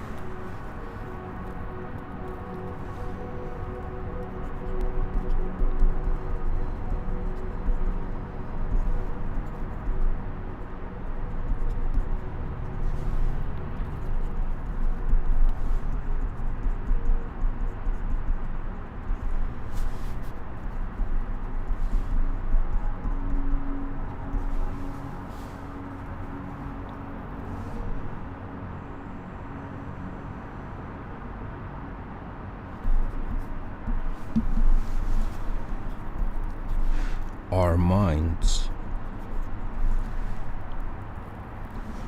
are through subjective,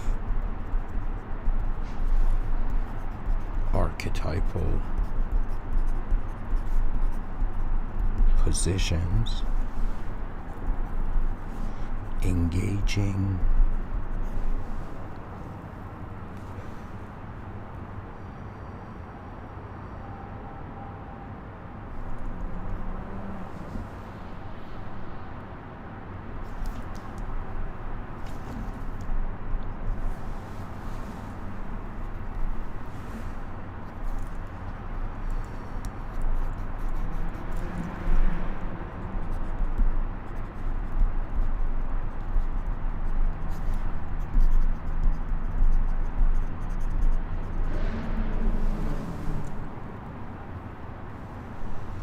minds are through a subjective archetypal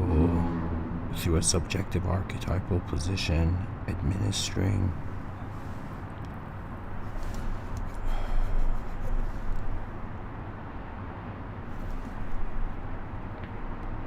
experiencing the consequences of karma in an unknown world.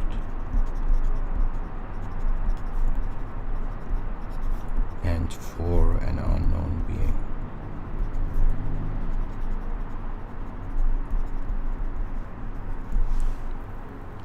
The unconscious is poetically timeless because all memories and time are held where?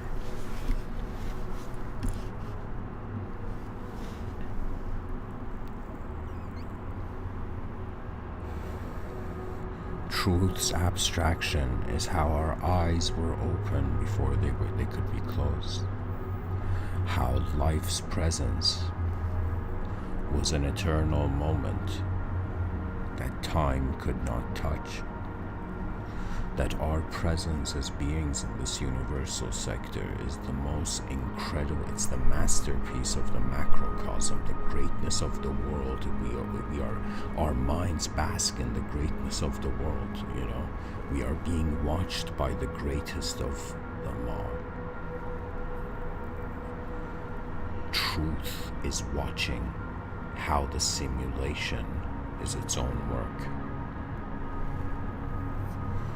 Rise beyond the inefficient for the efficiency of, like, literally we want to gift the future generations such an advanced civilization that when they open their eyes, it's as if there is an incredible purpose to nature.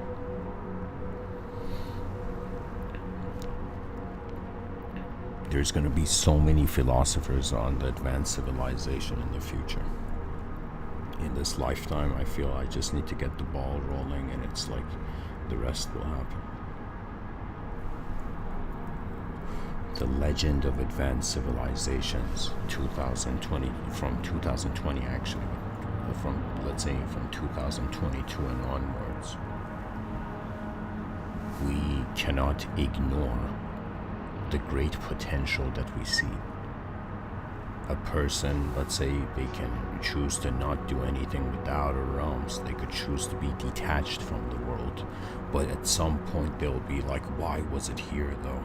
Why was my karma shaped that way? Like that would come, like the mystical inquiry would go to pretty much how is the unknown moving the known? And if the unknown is moving the known, what has the known been afraid of? Through the devotion to the original state. That means imagine everybody's lost in a parallel universe of the earth, and we're all looking for the original earth. The original earth is who we were before the language of our mind shackled us to a sort of image-oriented value. When an image gives something value, it's pretty much like the word imaginary means that. Really what it is the human intelligence is relating to the products of two dimensions. So what it is the person's mind sees something happening in the moment, and the person's body is just being in the moment. And so how the mind happens, if the attention that's present in both these realities, if you trust your inner realms, it happens easily in the outer realms. But if you distrust your inner realms, you won't give yourself the permission to be in the outer realm. And this is coming from somebody who, in my childhood, for some reason, I was incredibly shy, like regretfully shy, as if I didn't trust the world, so I denied myself the world. That's the thing, where if you don't trust the world you're in, you can't really move in it. The mysteries of the world should not be forgotten because we were convinced the world was happening in a certain way. We are explorers of an unknown occurrence in nature. We are the grandest mystery. We are like human consciousness is like the greatest mystery,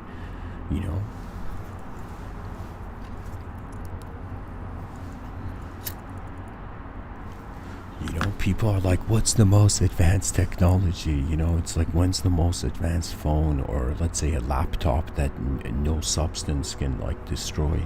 Imagine a company comes in the future making the most advanced laptop and the most impenetrable laptop, a laptop that has a ridiculous lifespan. Imagine, for me, I don't have a pet, but I've had many laptops that I've used so much that it stopped working, I've had to mourn so many of my gadgets, like it's ridiculous, phones and laptops.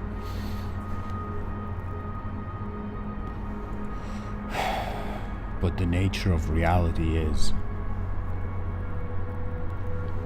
does the artist paint on the empty canvas? Or do we renounce the paintbrush, or do we realize that an advanced being would have an advanced outcome in all dimensions? It's like the ultimate, think of it this way, in the outer realms, in the future, they're going to be super advanced, and in the inner, it's super complex, and in the inner realms, it's going to be super simple. So we're going to be simple people living in a complex world, and that would be a sort of, believe it or not, best case scenario. Because reality is pretty much consciousness it can be defined as a relationship with information. The person's like, I open my eyes and I see the world, and the world is translated as senses, and my brain is receiving the sensory perception.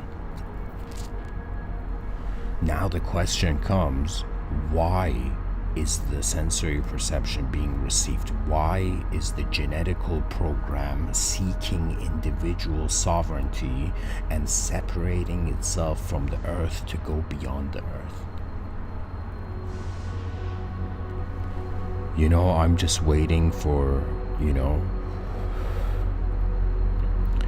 pretty much human beings in the future, like imagine in all neighborhoods on this planet, groups of people emerged that they were just hanging out to figure out why reality was being reality.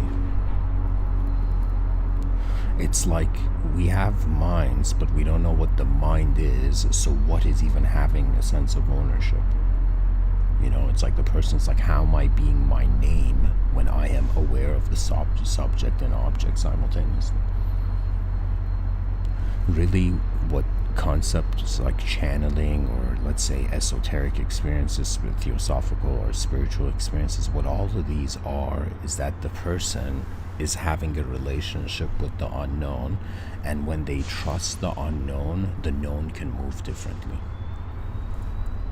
But if you distrust the unknown variables that your mind fathoms, it's as if you are ignoring the content of your mind. It's like an explanation of why fears need to be confronted, is because why is the fear even there?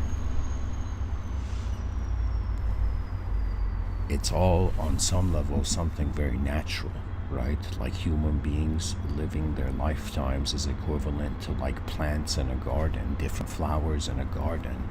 kind of like just, blooming, and at some point being like, okay, we are flowers in nature, what else, right? We had to make ourselves unnatural. Like the reason why civilization is constantly trying to copy nature is simply because it has separated itself. It's this, we're living at this remarkable point in time where a natural being is unnaturally animating itself. And this is the divine factor. That means that the glitch in the system is the divinity. That which no idea can explain is divinity. That which is beyond thought, that means the person's like, wait a minute, I want to know beyond my thoughts, and there's a space between my thoughts. What if I just meditate on where my thoughts are moving, on how the moment is being, how I have been being from the beginning of my life? When you wonder about questions that are not afraid to revert, to go back into their origin, when you become poetically a sort of fearless mind, for the fearless mind of an invincible soul. It's another way of saying truth cannot make a mistake, because space is not judged by its individualism.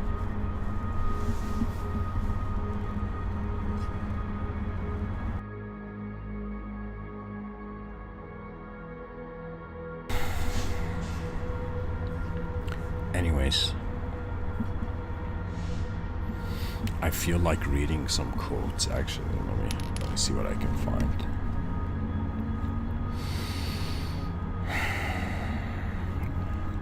I'm gonna read some Rumi quotes right now.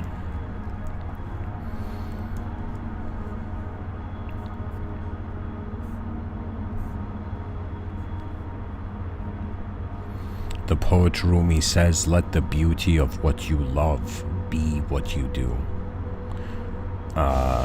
And guys, if people want to know when was Rumi's birthday, Rumi was born September 13, 1207, and he passed away December 17, 1273.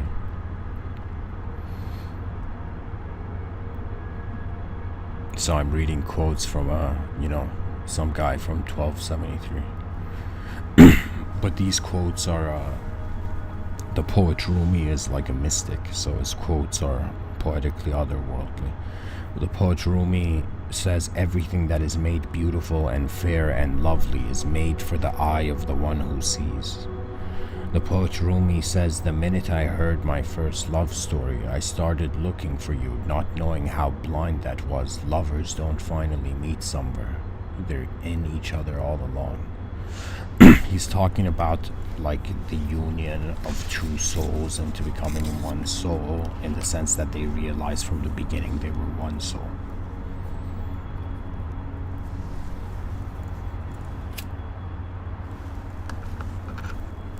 The poet Rumi says, "The garden of love is green, without limit, and yields many fruits other than sorrow or joy. Love is beyond either condition. Without spring, without autumn, it is always fresh." The poet Rumi says, "Grief can be the garden of compassion. If you keep your heart open through everything, your pain can become your greatest ally in your life's search for love and wisdom."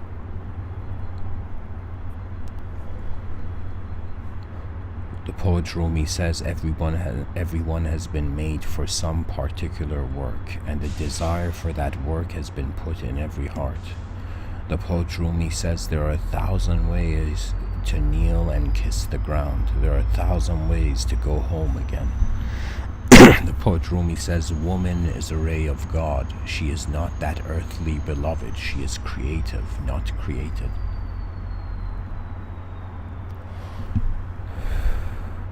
I think Rumi is saying we need to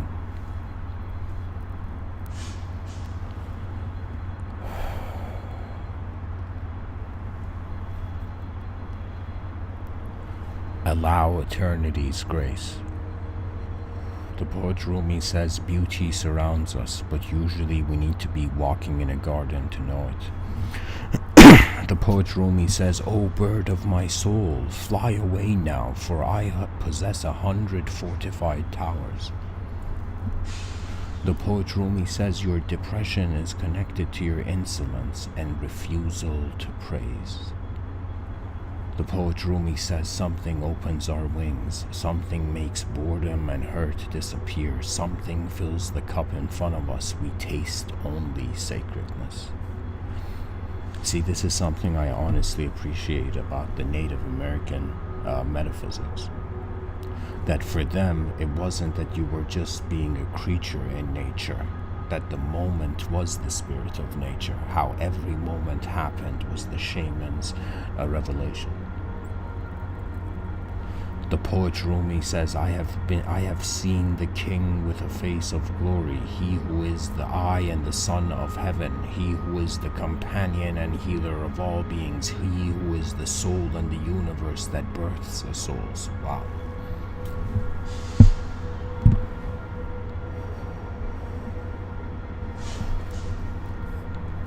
The poet Rumi says, "When I die, I shall soar with angels, and when I die to the angels, what I shall become you cannot imagine." The poet Rumi says, "Listen, clam up your mouth and be silent like an oyster shell, for that tongue of yours is the enemy of the soul." My friend, when the lips are silent, the heart has 100 tongues. And this, what Rumi is saying, is true, guys, but let me tell you why in 2022, Rumi was saying this in the year 12,000, let's say 70s, right? Sorry, not 12,000, 1200s, what am I saying? Anyways, what I'm trying to say is Rumi's saying, be silent in samsara and then let your soul do the work. But I'm saying now we're living in a time of idea and language worship. And to speak through one's nature is the most noble act. It's like, I remember in one talk saying, like, these Mr.Within talks I'm giving and the ideas I'm suggesting, it's like it's gonna make both the spiritual people angry and the secular people angry. Why? Because I am saying the idea of our greatest future is more fascinating than any story we conceive now. The future has something we will never see, but if we didn't exist, it couldn't get here, it's like in the present, I would consider myself a very silent, preferenceless being, but when I think about the future, my soul has character. If I don't consider the future in the present, I am actually nothing. In the present, existence is just existing. It's only in the mind's ability to engage the future that visions of possible ways to be arise. The poet Rumi says, "I am neither of the east nor of the of the west. No boundaries exist within my breast." Okay. Some kind of poetry right there. Rumi says, "May these vows and this marriage be blessed." Rumi says, "Sunlight fell upon the wall received a borrowed splendor. Why set your heart on a piece of earth, O simple one? Seek out the source which shines forever." That means discover a sort of eternal, infinite experiencer. That means discover the freedom of the observer before you are shackled with a sort of destiny of the observed. For me, I am considering that infinity's existence is literally the force that allows the finite to attempt its advancement. The savior of humanity is advanced states of mind. It is not people, not just people. It's the visions that move us. So when you wonder about the spirit behind the vision that is moving you, you will realize why the advanced humanity is waiting why we are being watched by our greatness right now. The future is where our greatness is smiling, not now. Now is literally to be present in a world, is to be the administrator of all the forces that are influencing your eyes. To realize that we are piloting the sectors of our mind, you know?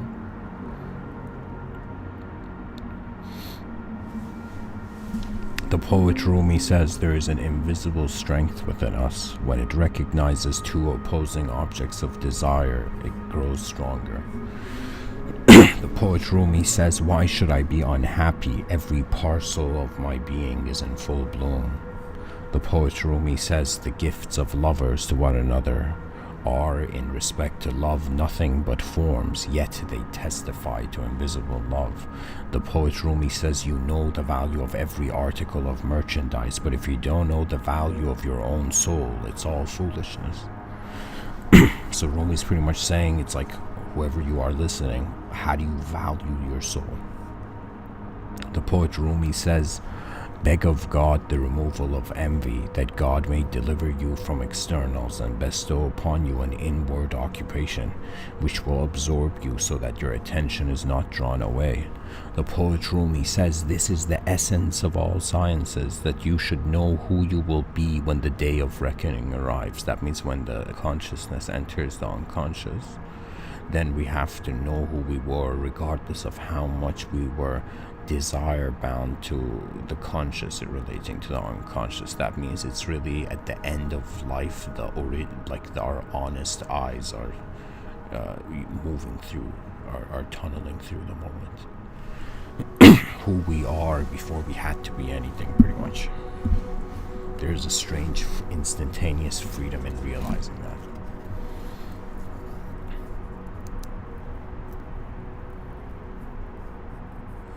The poet Rumi says, water, stories, the body, all the things we do are mediums that hid and show what's hidden. The poet Rumi says,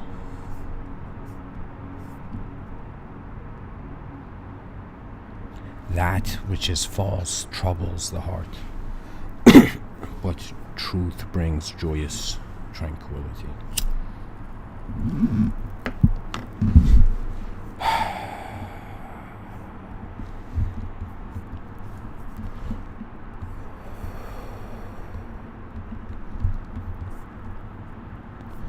The poet Rumi says, let yourself be silently drawn by the strange pull of what you really love. It will not lead you astray.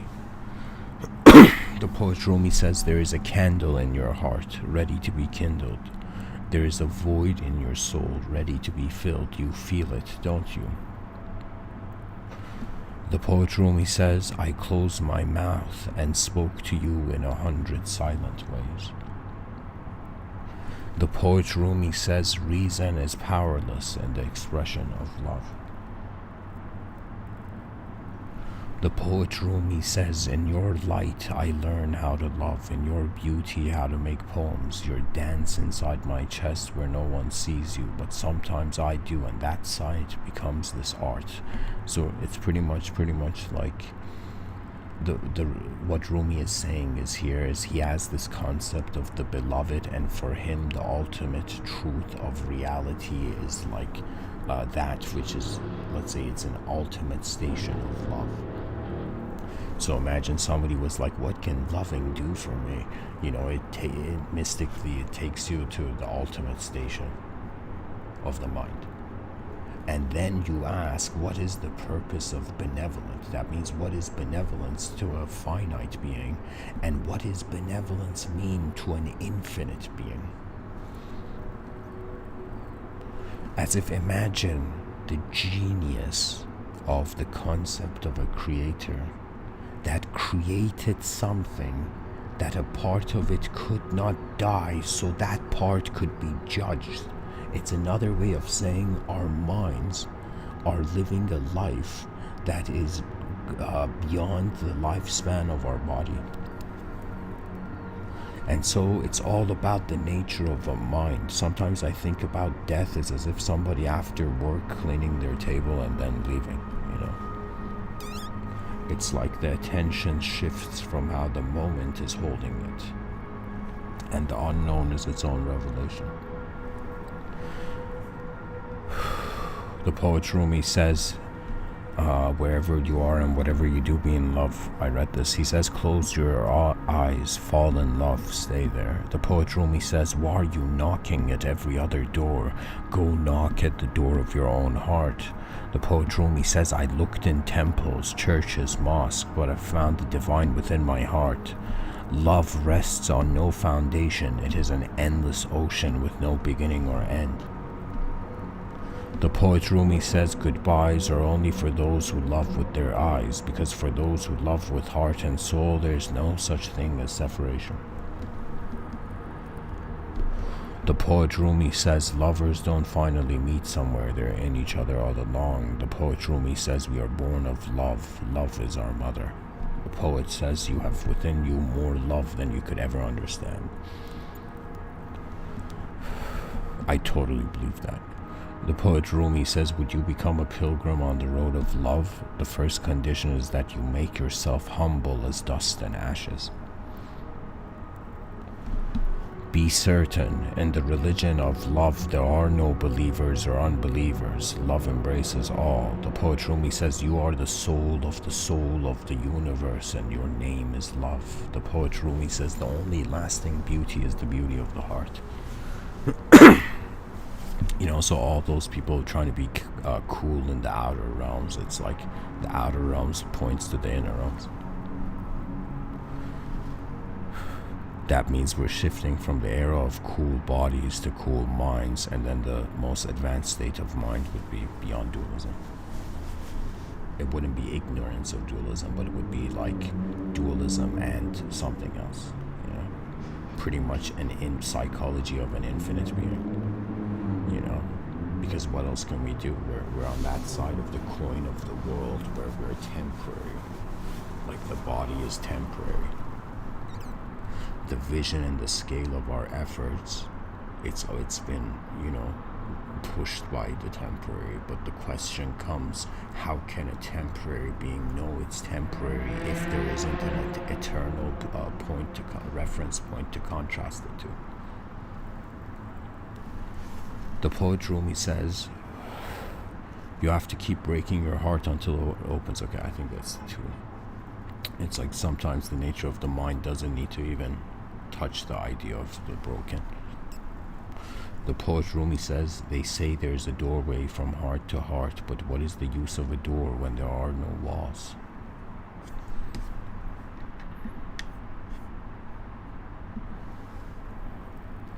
The poet Rumi says, your task is not to seek for love, but merely to seek and find all the barriers within yourself that you have built against it. The poet Rumi says, if you're looking for a friend who is faultless, you will be friendless. The poet Rumi says, forget safety, live where you fear to live. Destroy your reputation, be notorious. The poet Rumi says, lovers don't finally meet someone. I read this like 100 times already. The poet Rumi says, Christian, Jew, Muslim, shaman, Zoroastrian, stone, ground, mountain, river, each has a secret way of being, with the mystery, unique and not to be judged. The poet Rumi says, what you seek is seeking you. The poet Rumi says, don't grieve. Anything you lose comes round in another form. The poet Rumi says, goodbyes. I read this one. The poet Rumi says, don't be satisfied with stories, how things have gone with others. Unfold your own myth. That means get to see who you are while you can. It's not just how great we were in our minds, but how great our minds in some sense lived in the world. And what are we living for? I have chosen, as just one human being, the greatness of the future. If they say, Mr.Within, do you serve a king? I would say the king of all ideas is the advanced humanity and the advanced civilization. In other words, I would consider myself as a servant of the future. That is my archetypal relationship. It's as if the king of humanity is the greatness of the future generations. That means it's as if like anybody who serves the advanced civilization is just any being that is cared for the most advanced state.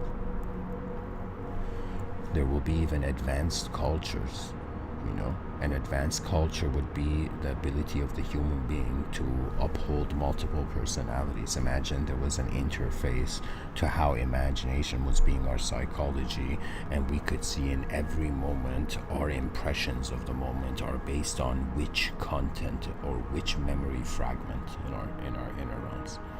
So it's like every person has to get a sense of how their mind is happening, and then it's kind of like befriending a horse. Let me tell you guys a story. And before I tell you the story, the poet Rumi says, stop acting so small, you're the universe in ecstatic motion. So the story I'm going to tell you, okay, is a story of a king who had 4 horses, incredible rare horses, okay? And these horses were so wild that nobody in the town and the village or in the nation, like nobody could like tame it. Nobody around the king could tame these horses. So the king gives like this huge offer of a reward to anybody who can tame these 4 horses, which are going to be given to his children. Let's say the princes and princesses to ride. Right, so many people, let's say the professional horse trainer of the king comes and says, this creature is crazy, you know, like it can't, you know, breaks his arm or something. So it's as if these 4 dangerous wild horses, and there's a reward for anybody who can tame it.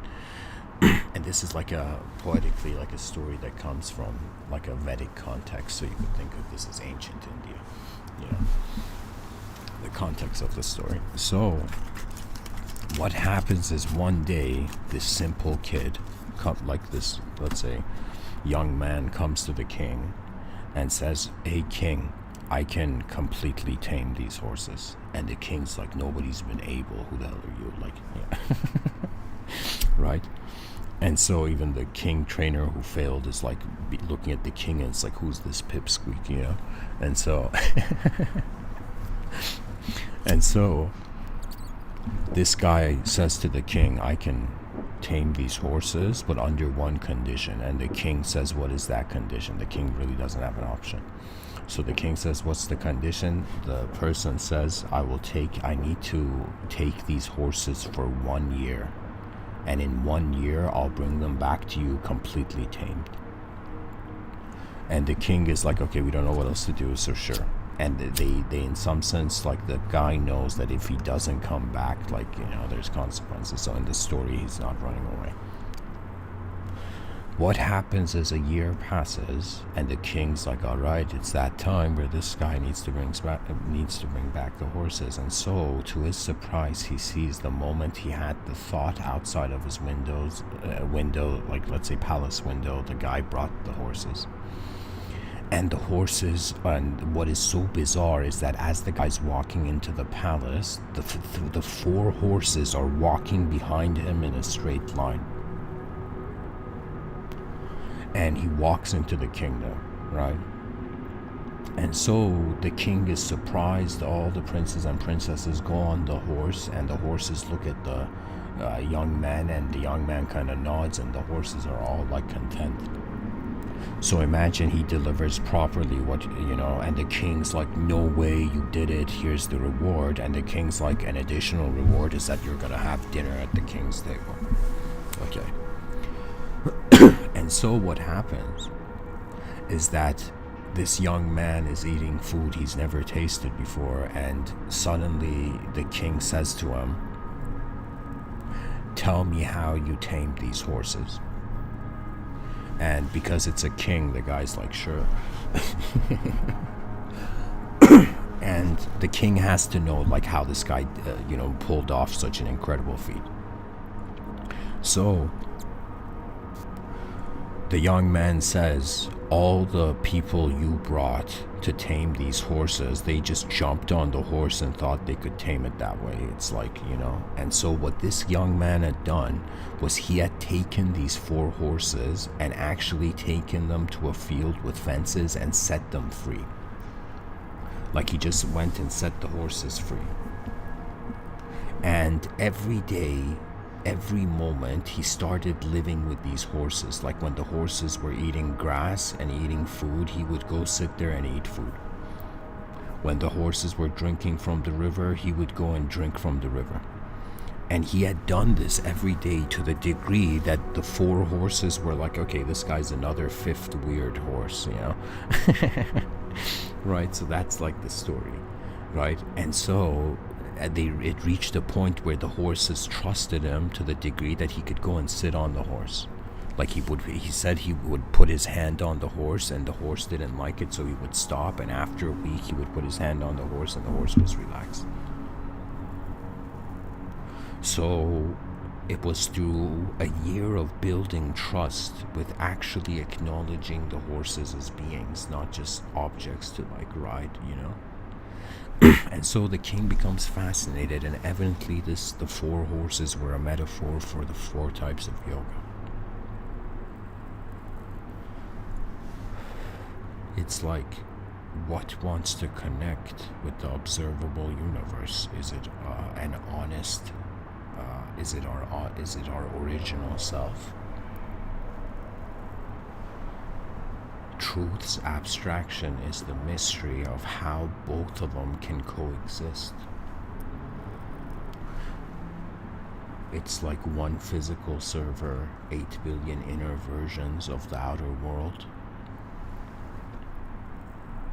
And the purpose of humanity is to provide the most advanced and the most continuous experience of human life.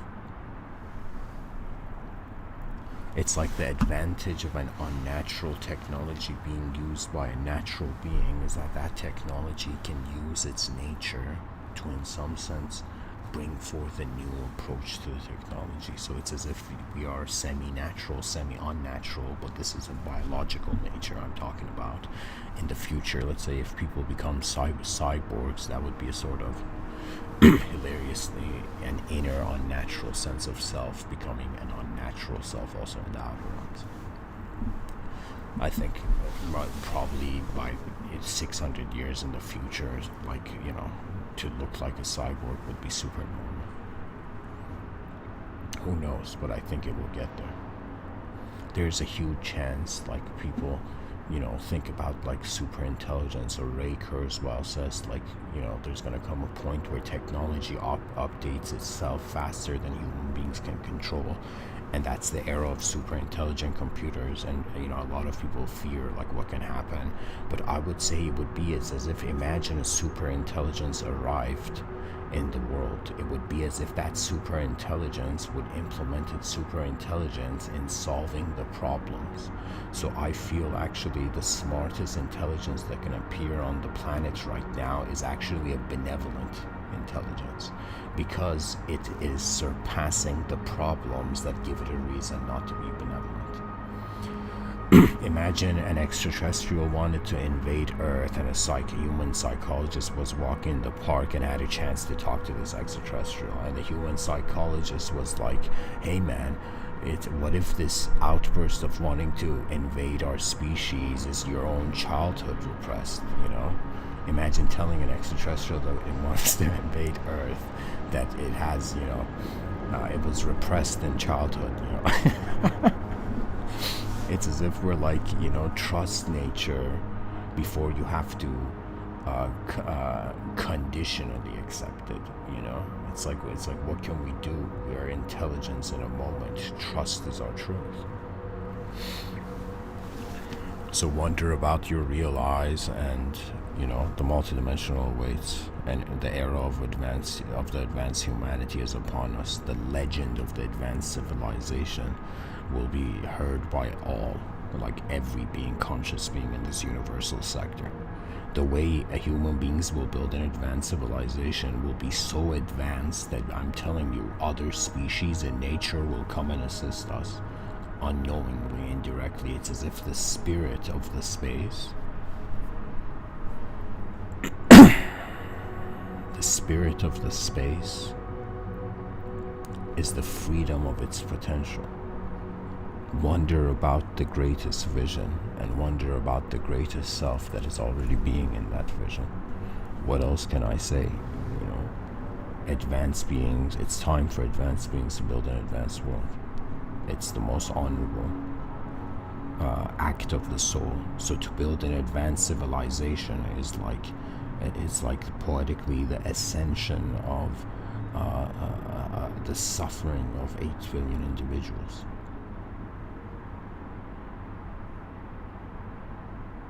An advanced civilization is not just like one ideological system runs everything. The concept of advancement is, the idea of advancement is a principle. Do you know, this is why it will outlast religions, you know? Because the principle, it's not like an ideological system that needs to be constantly reanimated to exist. But it's in some sense like the principle of advancement is realizing a potential that is instantaneously like the potential of the moment, right? It's like, what is the potential of consciousness, right? And the potential of consciousness is to use what it has access to in the most advanced state.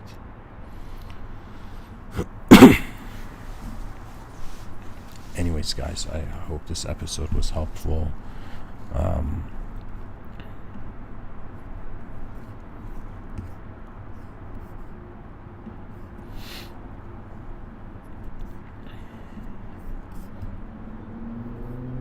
And the Poet Rumi has this quote, which is, I think, good to end off the episode with. Everything in the universe is within you. Ask all from yourself.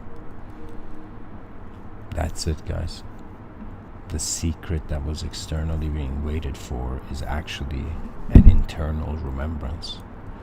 Where did the world begin? And the smile of the ever-present is there.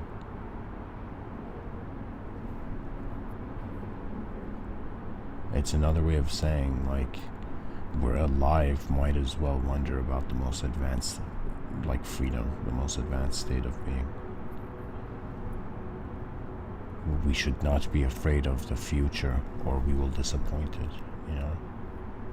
To disappoint the future is like a human being that didn't do all that it could, you know,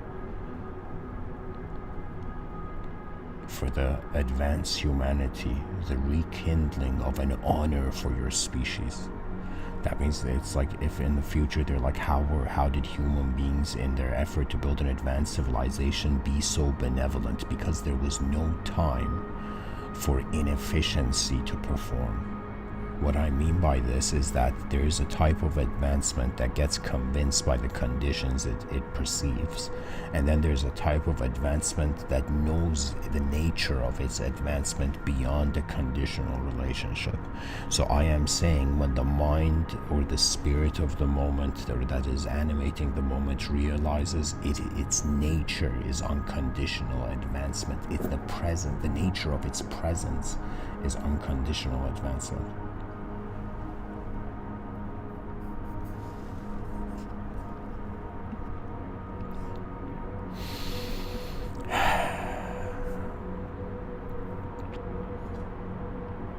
All that could be said. Rise, mankind, rise. Thanks for listening, guys. Much blessings. Namaste.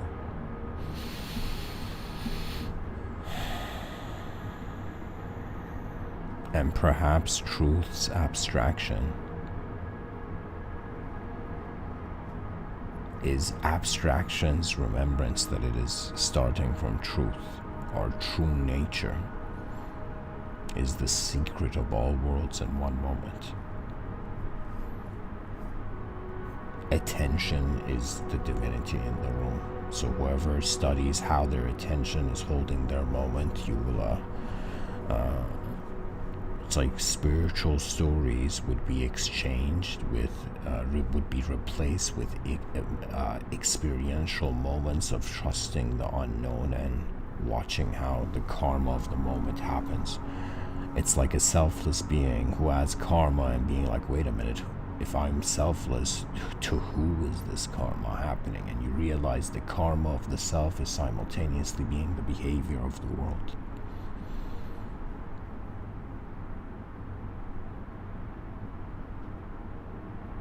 Rise, mankind, rise, for what if freedom was unborn?